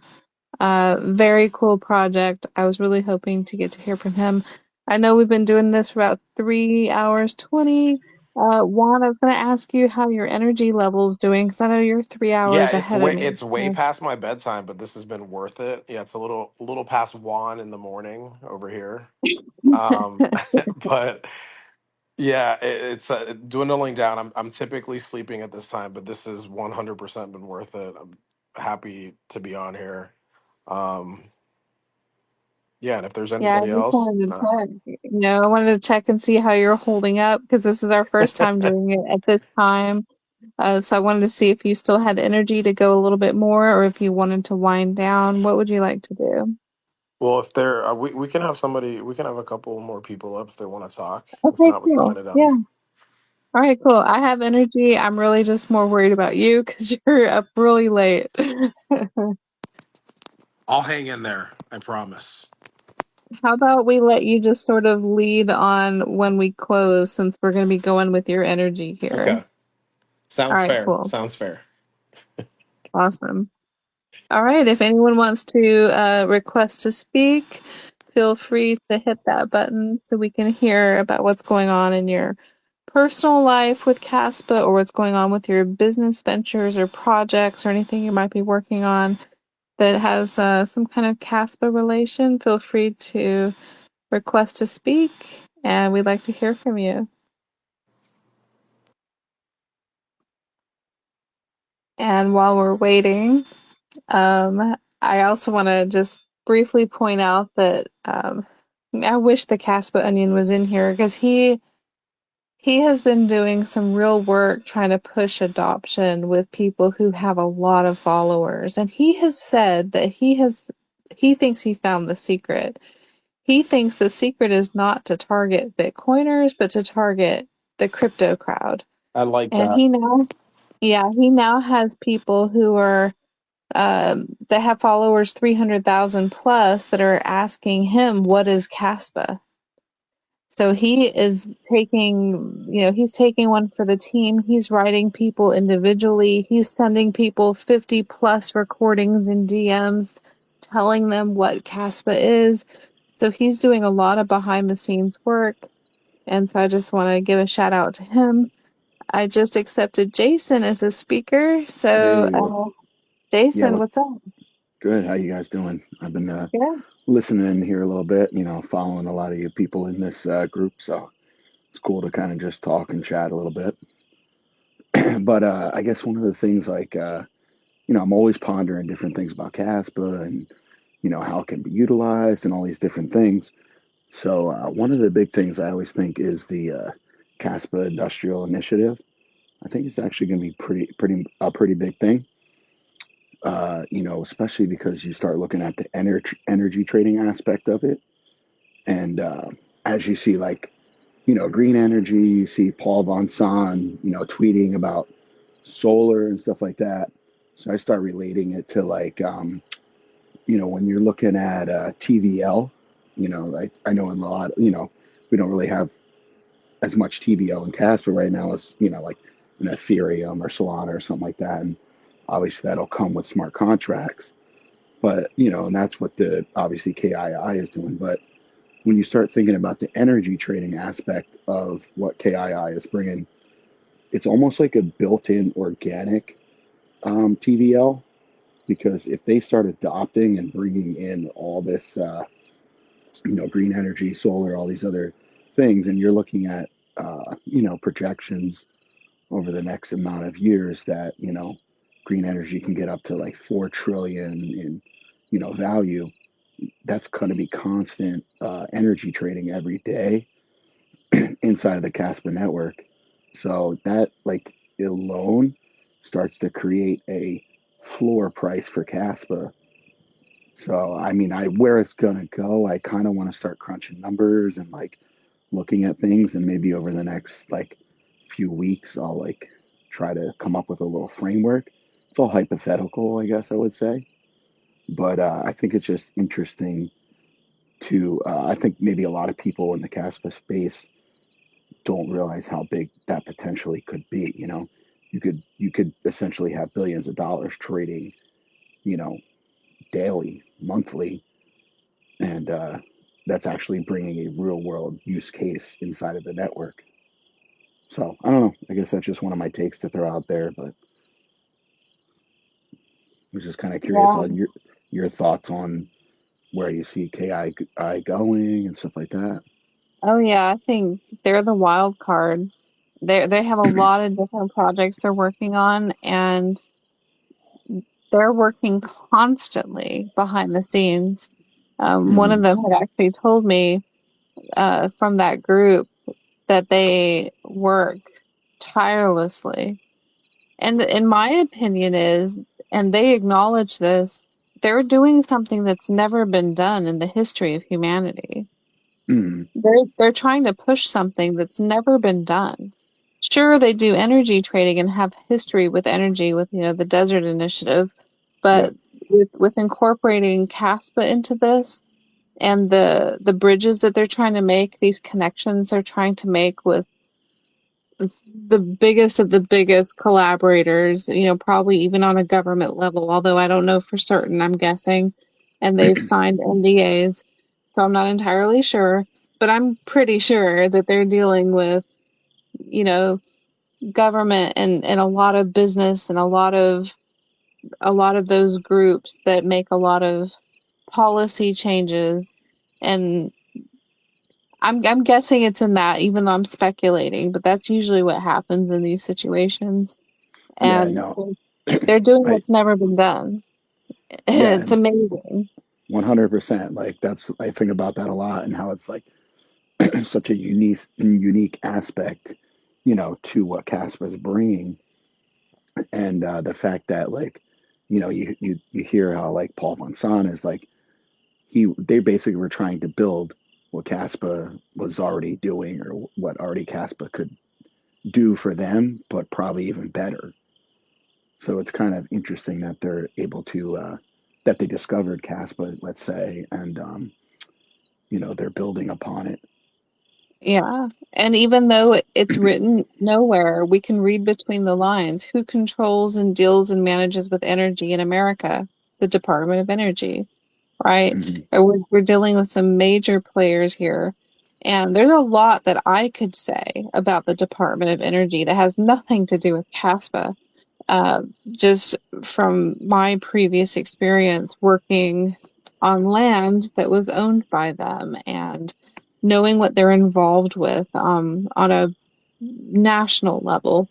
Uh, they're huge players, and this, like you said, could be billions of dollars of transactions just in energy alone.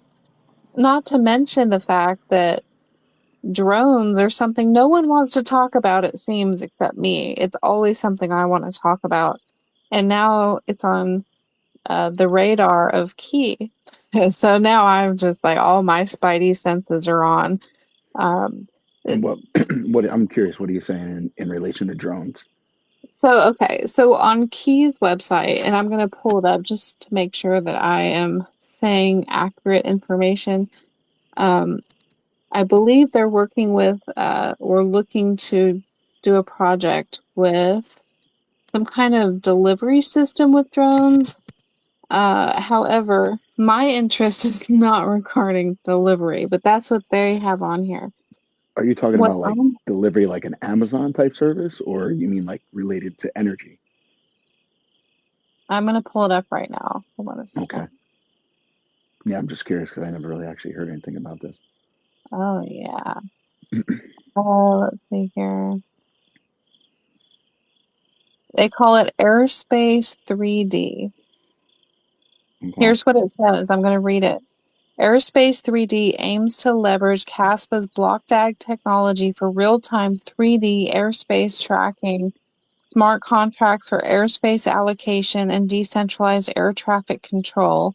This will enhance efficiency and safety in aerial logistics and urban air mobility, right? So that's part of it. And then they have, let's see if I can find it.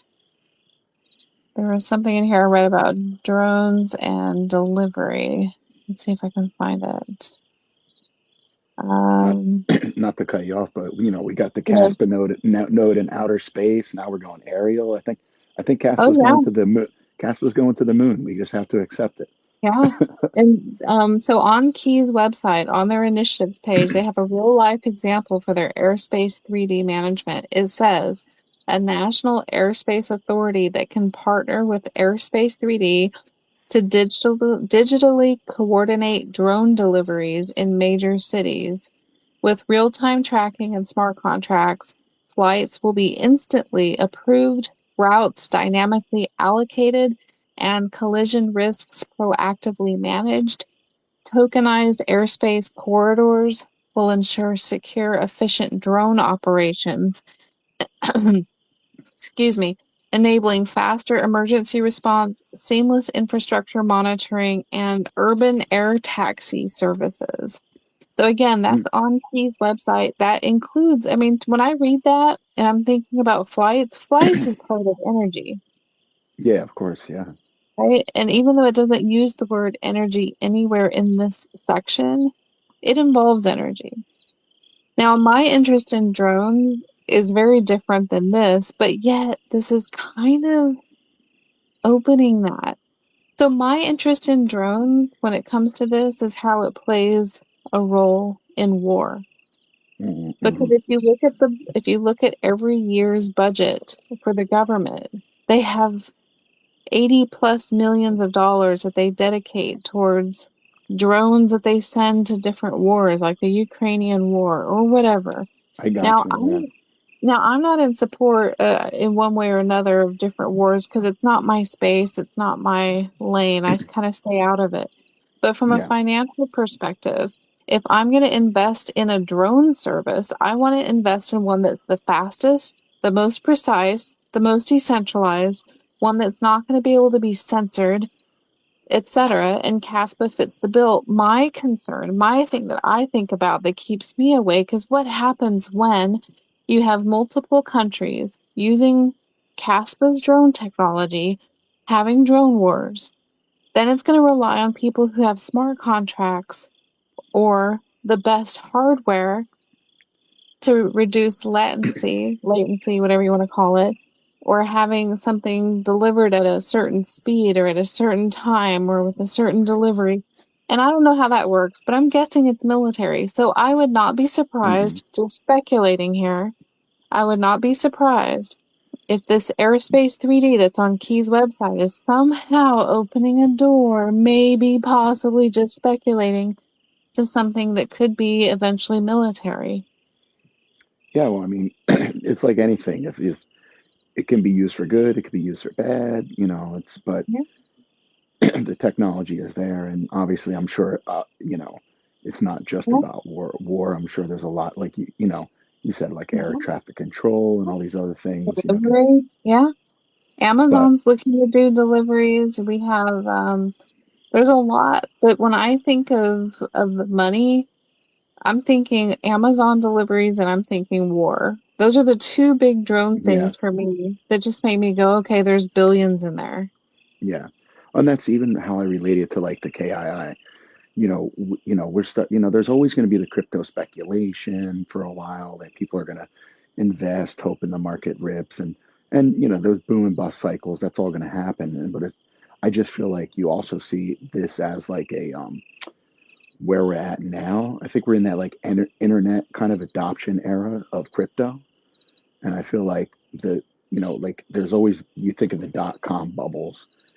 Some of the companies survives, the Amazons survived, and the Pets.com went they're a fossil now. They went the way of the buffalo or whatever you want to say.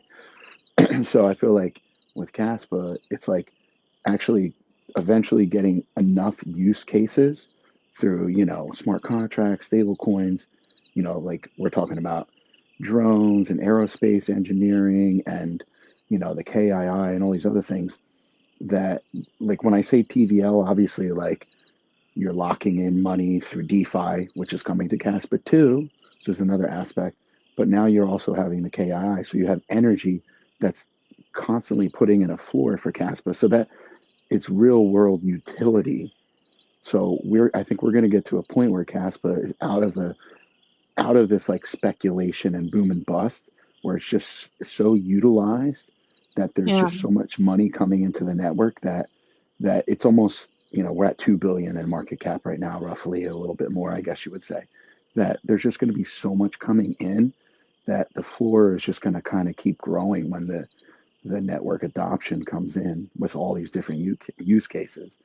Oh I think. yeah. I mean, because you mentioned DeFi, right? Well, Cass is I mean, Key is working on Cass Union, which is a Mhm. decentralized credit union.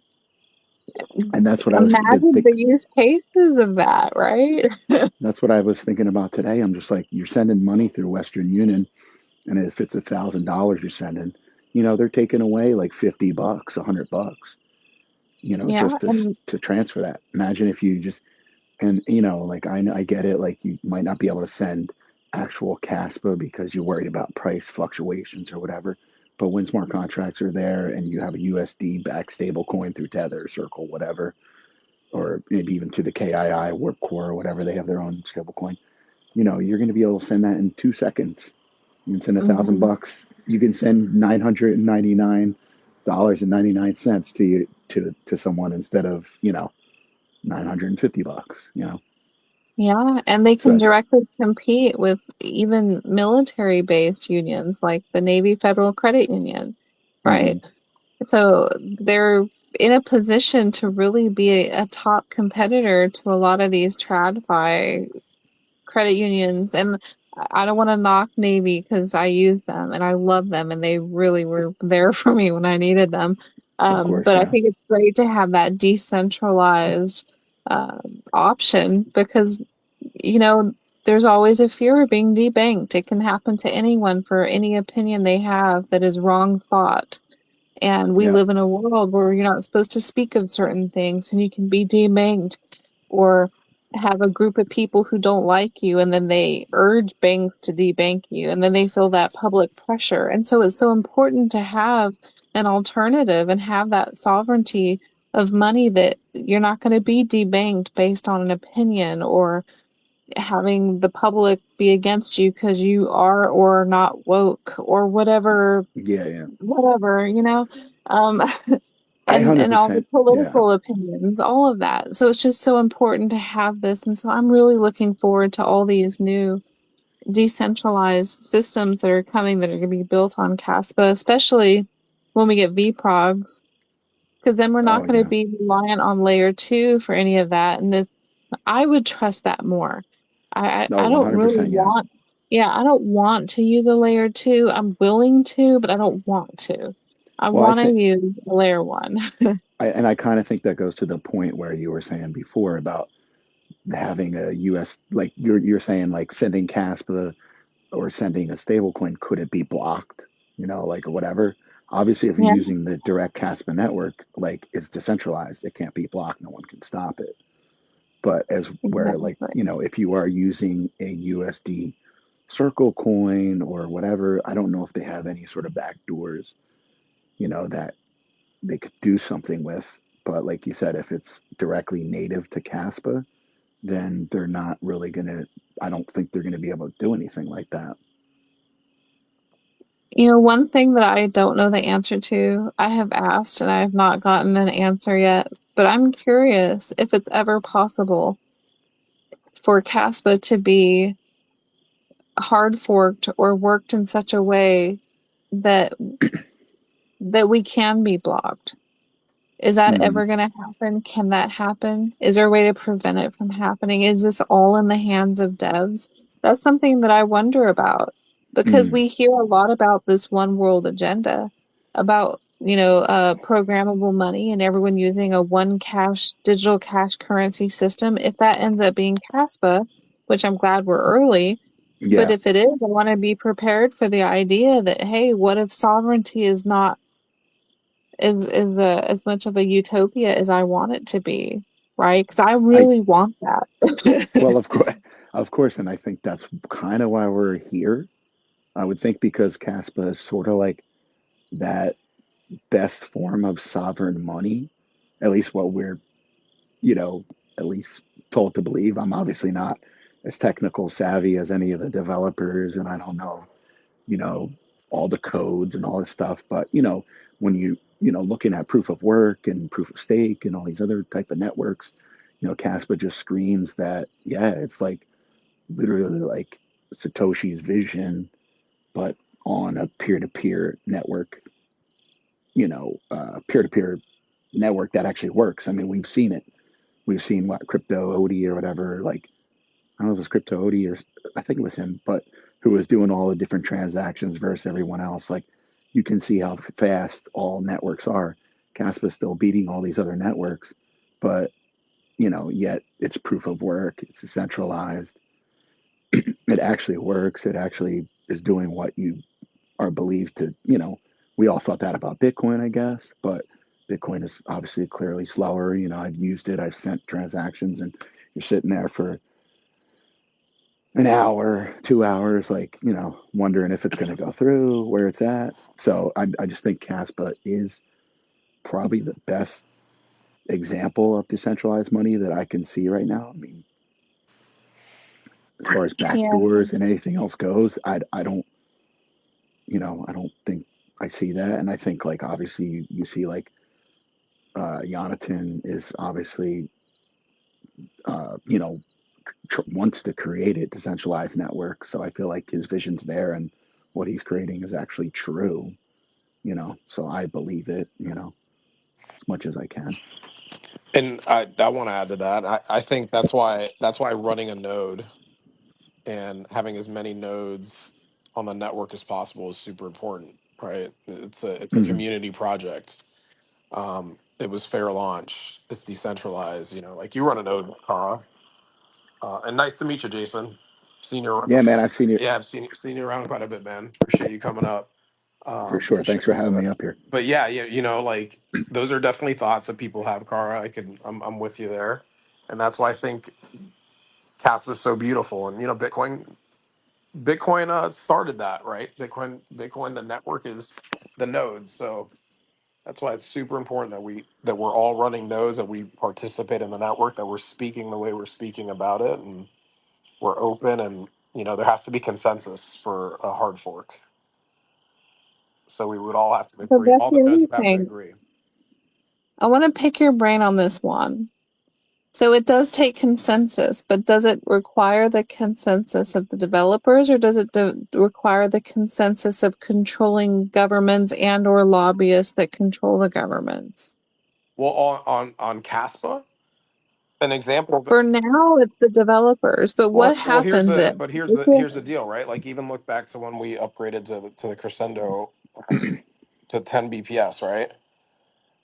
Technically, I mean, I don't know how many nodes. We know how many public nodes are on the network, but technically people could have not decided to do that. Now we knew it in consensus that that's what people wanted, and we know the roadmap that's been laid out.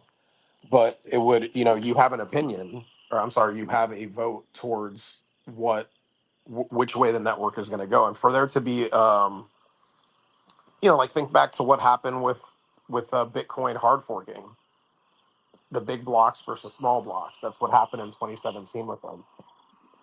They decided not to scale on the base layer, and that's why they did the hard fork and Bitcoin Cash was created.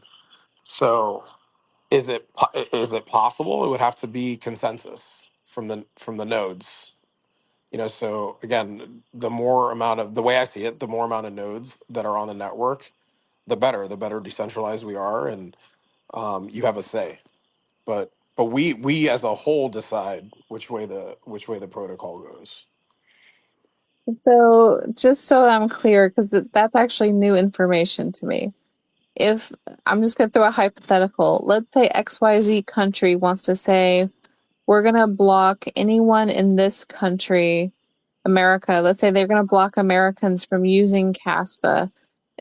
Now, obviously they can't do it because of nodes, but if they were to somehow, I don't know, block the ability of nodes to connect with, I don't know, whatever, because we see this happening in other countries. I've seen this. We see this in China?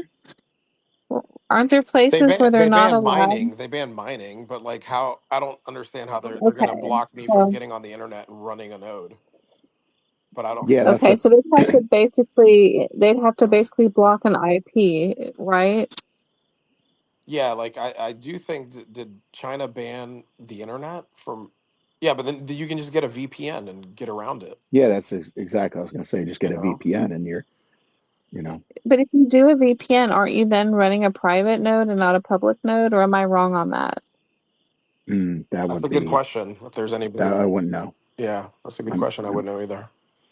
Because see, I want to run a VPN and have a public node, and that's one of the issues I'm having with my node is that right now it's that's what private, and when I put a VPN, I'm not sure what's I would say. happening. You probably can't because you're running a public node Right. and giving away your information, and then you're trying to be anonymous through a VPN. So I don't. You Oh, kind of. let me interject here. Can you have an IP that isn't at your house or your physical location, that's somewhere else, and have a VPN? And the answer is yes, absolutely. Right. Can you run a node and have it not be at your physical home and use a VPN? Yes, absolutely. Okay. Okay. All right. There we go. That clears that up. So you can have a public node and use a VPN with a different IP address. Yep. And Okay. the IP address that you're using just has to be able to forward the port. So that's the main thing. So there's a P2P port for mainnet. You just have to be able to forward that, and then as long as you can do that, you're good to go.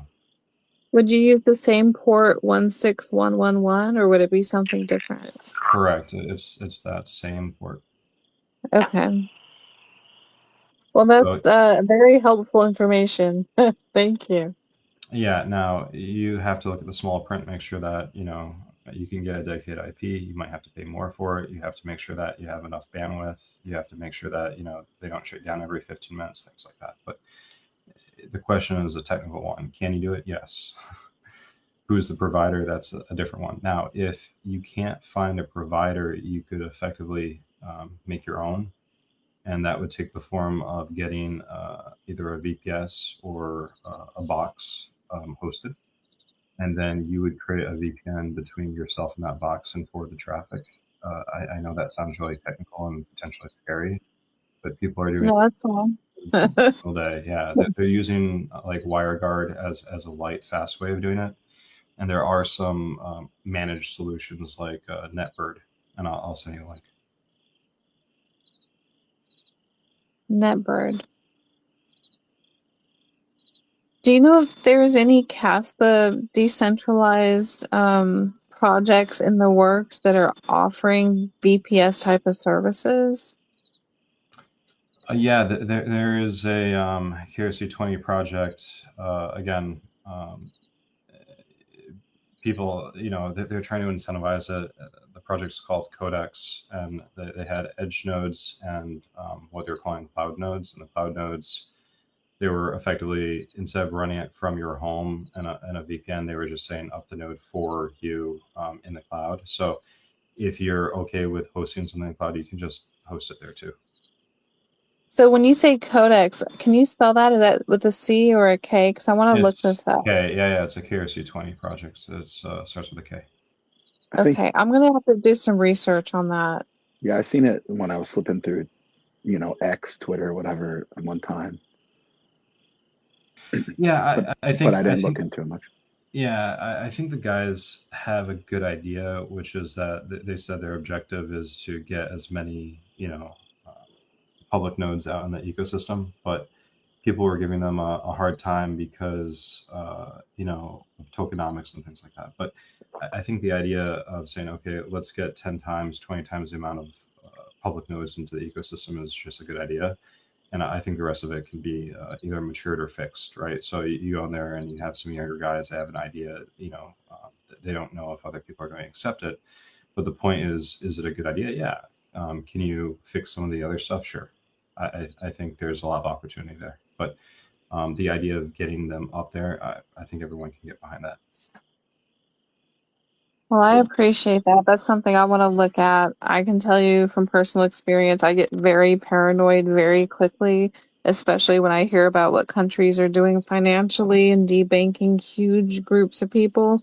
I want to be prepared. I want to be prepared for the possible inevitability. This is where my paranoia comes out, but I just want to be prepared so that I don't have the rug pulled from me. And I want to have decentralized everything eventually. That's my goal. I So mean, I I mean, appreciate that. I think that's kind of like why we're all here. In that aspect is like we all want our money to be decentralized and we want to own and hold our own value. Like whether you're right or wrong, you don't want your money tied to some political agenda, banking agenda, anything like that. So I definitely think that's why we're kind of all here and really invested in this space. True. I do want to say this though, and this is one reason I brought it up because I know there might be some Bitcoiners who'll go back and play this on a recording and listen. And I Mhm. have heard them argue on their spaces where they say that sovereignty is not that important to people. And Well, I so disagree. And I'm this is why decentralization is so important. And I'm glad, Jason, that you brought up the fact that that's why most of us are here. It is but important to but us. and that's the thing is because like people are kind of sleepwalking a little bit, and it's obviously we all have the U.S. dollar here, right? So that's what you're given. Like you don't have a choice in the matter. You work, you're paid in the dollar, right? Like so, but your dollar is like it's. I always use this analogy when I talk to people or whatever, and it's like whatever you have invested. Let's say you have $1,000 in your savings account, $10,000 in your savings account. It's like yeah, you open up your app or your screen or your printout, whatever you're looking at, and you have the 10,000 there, but you really with inflation and everything going on, you really don't have $10,000.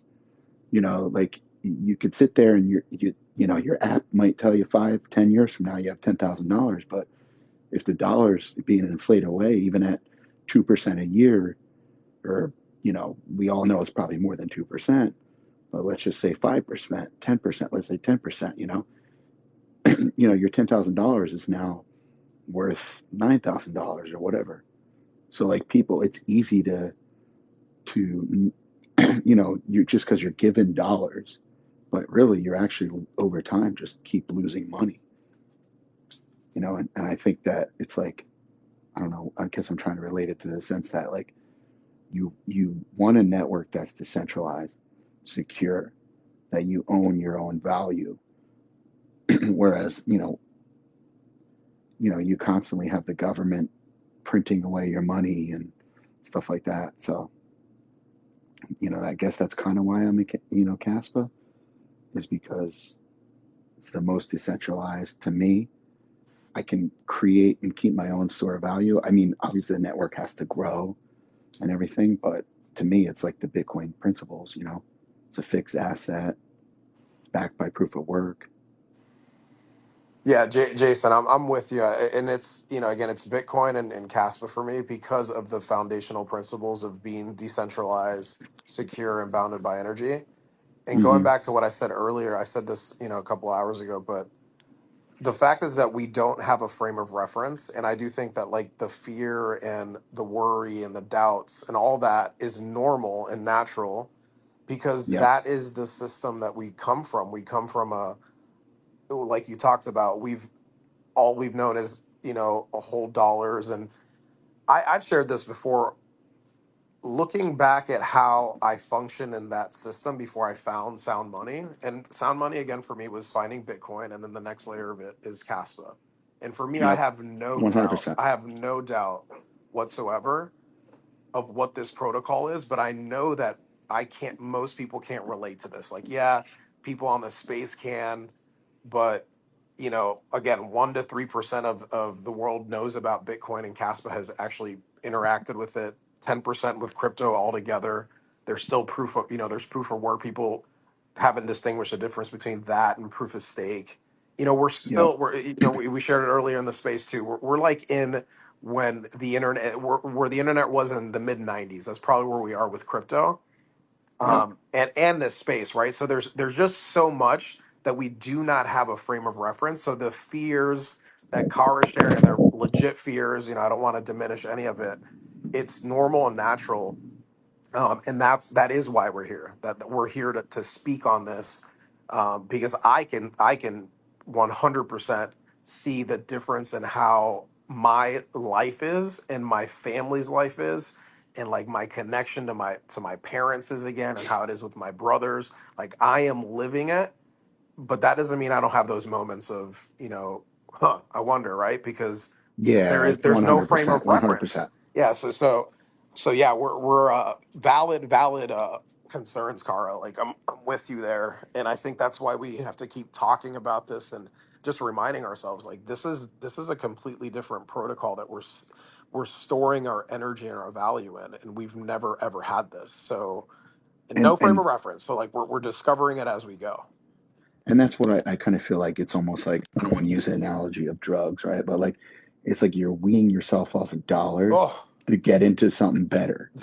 that's a beautiful analogy. That's exactly But, what it is, man. That's but what you the know, dollar is. Is it exactly, is it right? we've been injecting like I think of the the fiat rabbit the fiat hole that you get yourself into. I listen. I've shared this before. I'll share it really quickly, but it's I looked at my brothers. My brothers have struggled. I have two younger brothers. I'm the oldest of three. I was really successful in the fiat world, Yeah. and I never understood. I always called them lazy, and I was just like, "Why don't you guys figure it out? Try harder, work harder." Hmm. I didn't get that most people are running on like a hamster wheel. Yeah. They're Yeah. literally running on a hamster wheel. You can try as hard as you want in that system. You're being debased every second that you hold that money, and people don't even know about it, right? Well, that's like Ray Dalio, right? Saying cash is Yeah, trash. You know, it's like you have to get into assets, something that has value and increases in value, and yeah, absolutely. And then and when you discover when this, it's like, oh shit. And then you start living it. Oh shit. Then you start moving your money into it. Oh damn. And then like your time into it as much as you yeah, can. So that's where I am right now. It's like, okay, I'm gonna run these spaces. I'm gonna go to Berlin. I'm gonna talk to people all yeah. day about Caspa. Uh, Hmm. you know. So, I want to but it's push harder too. Don't get me yeah, wrong. no, You know, like trust me. It's yeah, I'm sure everybody does, man. But it's not easy because again, this is like we're in untapped waters. We've never exactly. experienced this. And So and just like a quick like side note with the whole like talking about weaning yourself off the dollars, it's almost like we have to use the drug now because we're getting the smart contracts. We'll put the U.S. stable coin on Caspa, but like at least we know that if the miners are getting paid, yeah, we can send that U.S. dollar and people will be comfortable sending around the U.S. dollar, but at least Caspa is still there. And then eventually, if maybe you can get to the point where we'll just use Kaspa or whatever, you know. Right. Well, it's But like that other system's not going to disappear overnight, and no, and that's what we want. We want that. Is but it's like you have to. This is why I preach it. I'm like, you got to live it yourself, and it hmm starts from like it literally starts from like within, and then you hmm spread that to the people around you. You know, yeah, um, I 100%. I Yeah. thought I haven't launched anything yet, but I've definitely thought of starting. I was talking to a friend about this today. I'm like, I should get a group together and really and really talk about living on a sound money standard. Like that's what we need to Yeah, do. We right. just we just need one person in every family to figure this out and watch it spread. You know? Yeah, it'll be like a slow burn, but Yeah. it'll happen. But like you Slow said, and then suddenly it'll explode. yeah, I think that's the thing. Like you look at things, they take time to develop. And then you have to also know, are you on the right technology? The whole the Gresham law thing, like you'll keep the better money and get rid of the worse money, and people will probably gravitate to something that's better. And I feel like, I mean, we're all here because we think CAF is better. We know it's better. I feel like we've all kind of done our research. That's why we're here, right? Hmm. But like that's the thing. It's just it takes time. It doesn't happen overnight. But it's like, when I start to look at like the crypto market and you look at all these other coins and, like you look at Cardano and these other things, they ripped so hard and went up so much in value. And it's like, here we are with a million times better technology. It's like, come on, why aren't people just jumping ship and coming over here? Good things take time, man. hmm That's what it is, Yeah. right? All that other stuff was kind of it could have been propped up, but Yeah, for sure, for sure. And like, yeah, like as Warren Buffett say, you got to be patient because patient you'll get rewarded for being patient. exactly. So, but yeah, listen, it's been cool. I'm gonna hang out for a little bit. I'm gonna step down on the mic, but I'm gonna try to maybe eventually do a little more deep dive into KII, see what I can come up with, and present it in blockchain banter one of these weeks, maybe next week or the week after, and whatever. Sounds great, brother. Yeah, we love it, man. Yeah, Have you back up, for man. sure. Appreciate you coming up. Thanks for letting me up, man. Thank you. Good talking to y'all. All right. Thank you. You Absolutely. too. Thank you. So I just accepted Burke as a speaker. I wanted to just ask him about his Caspa coins real quick. How you doing on your energy, Juan? I just got fired up, so we're good. Oh, good. Oh, good. Oh, good. I hear you and I feel you. You're ready to go like another 4 hours. I don't know if it's up that long. No, no, no, it's fine. I just wanted to make sure because I didn't want to just assume, because, yeah, all right. It's hard to tell, with us not seeing face to face, knowing how you're feeling and all of that. And we're So, gonna do this on video next time, so oh you can gosh, see no. us. All Go ahead. right, We're good. We're good. go ahead, Burke. Good. There Hey, you Hey. can you guys hear me? Yeah, I first want to just give you props. And yes, we can hear you. I want to give you props on those really cool coins that you're making. The silver Kaspa coins. They're beautiful. They're so beautiful. I saw that and I was struck. So Hey, great job on that. well, I appreciate that. Hey, and thanks for having me on and on your very first episode. That's pretty cool, man. And Yeah. yes, Cara, I'm totally a dude. So, hey, maybe you guys should call this the directed silly graph banter, right? Instead of blockchain. I'm just kidding. What? Call it what? You were breaking up a little bit. Oh, sorry, directed a silly graph banter instead of Oh, blockchain. Sorry. Anyway. Yeah. Anyways, so I think Awan and I and Odie were up. We were up live talking last. This week's been crazy for Caspa space, man. We were up this week trying to break the network. That was our goal. I don't think we hit it quite. But we're gonna try to break it this next week. I think is what's gonna happen. But yeah. Anyway, thanks for having me on. As far as the coins are concerned, ever since I found and researched Caspa at well below a penny, I was always drawn to the logo and the meaning of it. And as being a person who does forging and foundry work, and I make stuff for local people here in the town who need stuff, done, who need certain metal items made. Um, I just really wanted to make, I really wanted to hold, a Kaspa coin, man. And I have the little thin aluminum one that we all get with our miners. I have that, but it's not the same, Like I wanted like a proper one, that, you know. So that was the whole reason. Can I ask how long it takes to make one from start to finish? Well, so it depends on the alloy. So like if I was gonna make one out of, I've been practicing my bronze game for, because I do want to do a nacho one. I'm thinking bronze, you know. But it depends on the alloy. So like silver itself, I can get it. I can heat up. I can heat up my furnace and melt silver probably within about 15 minutes, and it gets liquid. Um, but okay, here's the biggest problem is the molds. The molds are very expensive to have handmade, like actually CNC made.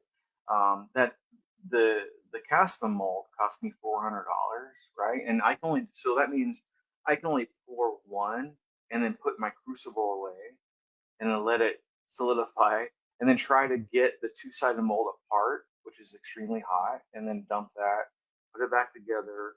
So a double-sided takes, and then you got to cut the screw after they're done with that phase, and then you got to put them on a belt sander to get rid of the ridge, and then you got to put them on a buffer.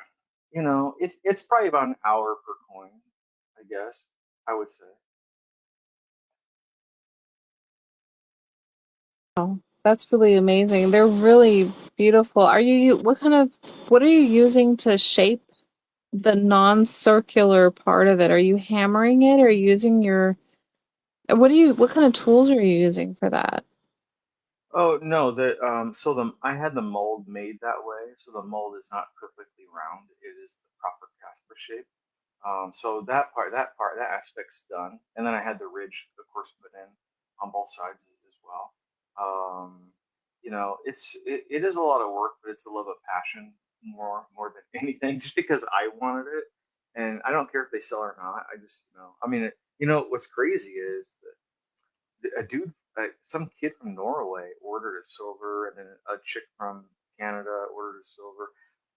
A lot of the Americans are ordering like the alloy version, which is cool and fine, but I didn't realize how much shipping cost was. And that's fine. It's all good. I don't really care. I just like doing it. It's so cool. I gotta get my hands on one of those silvers. It's just the most coolest thing ever. And I love how handmade it looks, and it just reminds me of those old Julius Caesar coins. It just has that look and feel of something very ancient. I just love how you've put it together. Well, I appreciate that. Yeah, and that was my goal. It's like to make it, you know, just reading up about Caspa. That's kind of what was the goal. What's interesting, and this is not a dig on anything, but what's interesting is you can't really patina silver to a green color. That would be bronze that you could get that color, and that's what my goal is going to be with the nacho one. And then the alloyed one, the one that's mostly tin and copper, I cannot get a patina on that at all. The tin protects it too much, so I can't get it as gnarly looking as say like a silver. The silver I can patina really really well. And if people don't like the patina, they could just easily soak it in vinegar and get rid of it and make it just like super shiny because they are buff shine like a mirror shine. But I personally like the patina, so I just put it on, and that takes a little while. But and then you could re-patina if you want. I have an about at the bottom of the page, how to go back and forth, if you want. But anyway, yeah. Thank you for sharing that. I like that project you're working on, and I can tell it's a labor of love. It's really beautiful. Anyway, I appreciate it. Yeah, I love just work. Yeah, ever since, like I said, we're traders, and my boss and I, we argue about who found it first. But we've been in the project for a long time, and normally we trade in and out of a lot of projects, and we do really well. But when it came to Caspa, we were both like, I think we're just gonna maybe soft trade, but longevity. You know what I mean? And he's a pretty big YouTube channel, so that this just it's just something that we're really into. But most of the other stuff, yeah, we'll trade anything. But as far as Casper is concerned, yeah, it's more of a long term for us. It's really awesome. That's really cool. My dad is a coin collector, and he got me kind Yeah. of interested in coins, and then he ended up giving me all of his coins because he's getting older. And I've been going through them little by little, and it just made me really appreciate old coins from way back. And when I saw your Caspa coin, my eyes just got really big. I had hearts in my eyes. I just couldn't believe what I was looking at. Um, so I really am glad to, first of all, just hear your voice to tell you thank you for making it, because it just fills me with happiness and glee just to look at it. I can't wait to Oh, have my hands on one. It's well, so thank you. beautiful. Yeah, I appreciate that. And I don't, it's not for everyone. People look at it in the sense of, well, that's not the value of silver. Look, you're buying more of an art piece, or let's just say Exactly. like an NFT, right? It's not financial. It's not like an investment. It is for the lore or the NFT aspect of it. It's more for fun. It's not for yeah, right. I don't think people realize the amount of work that goes into doing this, and the danger. But you know, I don't care. Like I said, I love doing Yeah, and see, that's the whole thing. To me, it's just it's how it looks, the craftsmanship. It just looks perfect, especially for those of us who love Caspa. It just has that lore of it, that sense of collection and story to it, and it gives you something tangible to hold when we're so used to digital. So it's just beautiful. Right. I know one of my goals is to one of these days see my dude. He's in Singapore right now. And it was too late. I didn't get him anything to take, but it would be cool at these conventions to have some of these people be like, "Oh, I've got number 9," or whatever, and they show them off. That would be cool. I was thinking, like, I really want to do the nacho one, and I was thinking about numbering those, but a little bit differently. But anyways, yeah, it'd be cool just to kind of have them out there randomly. People would be like, "Where'd you get that?" you know? So you had mentioned that they're numbered and limited. Are you going to have a capped supply? And if so, how many are you going to be willing to make? Well, I kind of go back and forth on that. Right now, I only have 15 of the actual pure silvers. Um, a few of those have sold, right? But I started the stamping on them with 3 digits just in case, so I could. I don't know. You know people could brag about number 50. I don't know. You know what I mean? Depends on how popular they want to be, I guess. I love doing it, so I'll probably do it if the demand is there, right? But a lot of people like the alloys too because they're a lot more cost effective, and they feel and they cling like silver. They're thick and they're hefty. They really like those, and those are not stamped, right? I'll make this whatever. Yeah, I'm not sure, really. I would like to maybe stick with 15 or 20 of the pure silvers and then move into like a nacho and then Nordic gold for the Bitcoin one. Make Nordic golds of those.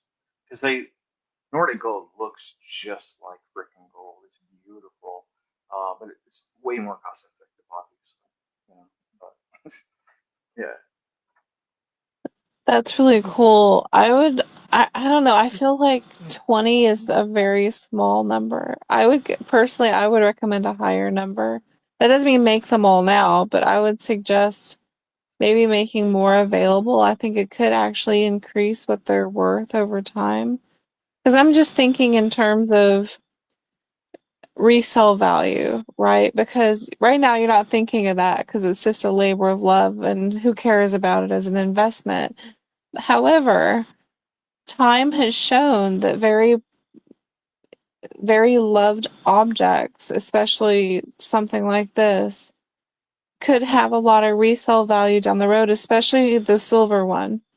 Because if you watch things like Pawn Stars and they get appraisers to come in and look at things, they ask how many were made.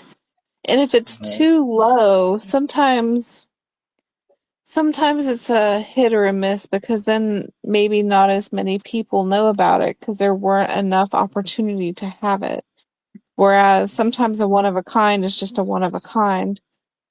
But sometimes having a few hundred or a few thousand can actually increase the people's desirability for it, even though it makes it less, it actually makes it so that it's less scarce. So you would think that it would hurt its value. But Right. I would argue the opposite is true when it comes to something like silver. So I would just think about that. Yeah, and that's kind of why I did a three-digit number stamping scenario on them. I got started with that just because I wasn't too sure. It's like when you start, you do something you love doing, right? And you're like, I don't know if this is going to be anything, but I love doing it. And what's funny about saying that is after I poured these silver coins and polished them, and I hold them in my hand all together, and you hear them clinking, I don't even want to sell them, dude. Like, I don't, Exactly. you know what I mean? Like, I don't want them to sell, dude. I'm like, I don't care if they sell because, I'm just like here, like, oh my, dude, this is Yeah. way cooler than like generic Yeah. Buffalo Browns. Yeah. I mean, I you're know. holding on to a real treasure there. It's a real treasure. I wouldn't want Yeah. to sell it either. I would want to hang on to it. So I Yeah, get it. and the cool thing about them all being hand poured and then buffed and all that is and then toned, antiqued, is they're all different cosmetically. Like shape wise, same wording, same weight, all that. But they're all technically different. Like there's not one that is the same. They're not stamped. They're all technically different. They look drastically different from each other one. So that's the other aspect is like, oh wow, my favorite is number one and number five and number eight. Right? I sent Oh, some I sent someone number one and I'm sending someone number eight to Norway apparently. I still have number five in my possession. Those are like my three favorites, but they're all like I say, they're more. Some are more toned, some are less toned, whatever. But anyway, man, it's just fun to do. It gets I just like doing it. I like melting metal and making metal stuff. I can't work out of wood anyway, so I like doing metal. But yeah, it's fun. I like it. wow. Well, I'm glad that you're doing that. That's really awesome. Thank you. Yeah. Hey, thanks for having me on the space, guys. Congratulations on number one. Yeah. Number one. Eh?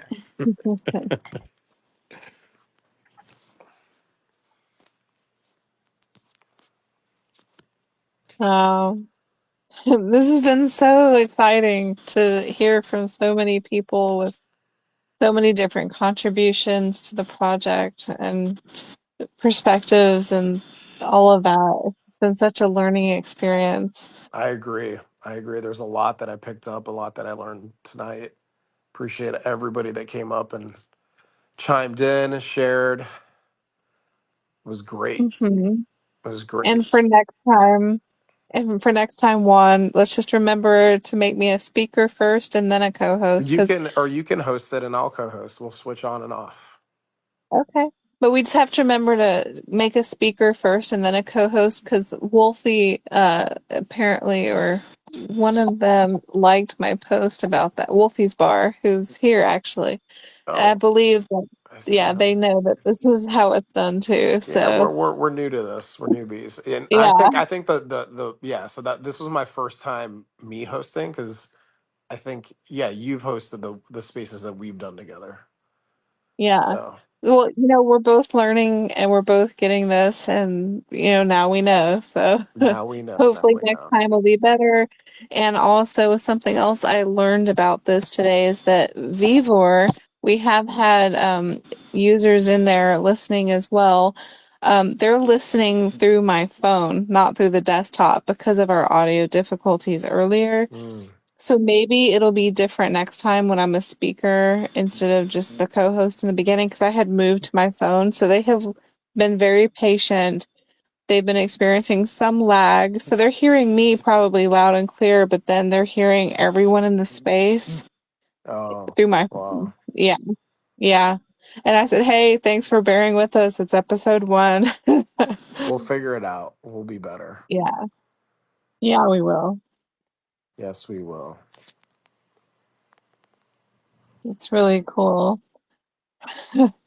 This might be a good stopping point for us. I think we've covered a lot of material tonight. Um, we've just gotten some really good information. And I gotta thank you, Juan, for agreeing to do this so late. I just really appreciate you. I can sacrifice one day a night for all of this. This is totally worth it. Oh, I good. am really huge on my sleep, but I can sleep in tomorrow. I ain't got to be anywhere. I don't have a regular job, so we're we're good. I do have to take my son to school, but next week I won't have to. So Okay, and what I'll do next week is I will take a nap in the middle of the afternoon, so it'll be like I already slept, right? Just in case, that's a good just idea. in case we go this long. I'm not saying we have to, but Yeah, if that's what I did. I took a nap earlier oh, just in see, case. you took the nap for me. That was the issue. I was running around all day. I've been up since 5 o'clock this morning, so Oh uh, my gosh. yeah, but I was excited. It was a yeah, big day, totally worth it Well, though. you're a trooper. You have hung in there, and it doesn't sound like you've lost any energy at all. So I got to give you props on that. You're just amazing. Make it while I'm making it. Yes. Well, awesome. Appreciate Awesome. everybody that came on. Any last words, Cara? I want to just thank everyone for this conversation of dance and encouragement and positivity and learning from each other and allowing all of us to brainstorm and ask questions. And even if we feel foolish in asking a question, I'm glad that we've gotten answers that really just help us understand, which is what we're here for. And just learning about what people are going through. All of it's for, positive personal growth, business growth, economy growth, or I guess the correct term would be economic growth. So I just really appreciate all of it. It's great all around. Yes, I'm with you. And all this conversation is absolutely, in my opinion, necessary. There are no foolish things that are said. Everything is meant to be said the way it's said. It was fun dancing with you in this conversation. I look forward to future dances and dancing with Hmm. all of you in these conversations. I get a huge kick out of this. Definitely worth all 4 hours being on here. This was awesome. Only episode 1, many more to come. And I'm going to leave with my little saying, which is one conversation at a time, be humble, be kind. Caspa is vibrating at the frequency of truth seekers, and the truth is catching on. We'll see you guys next week. Good night. Good night.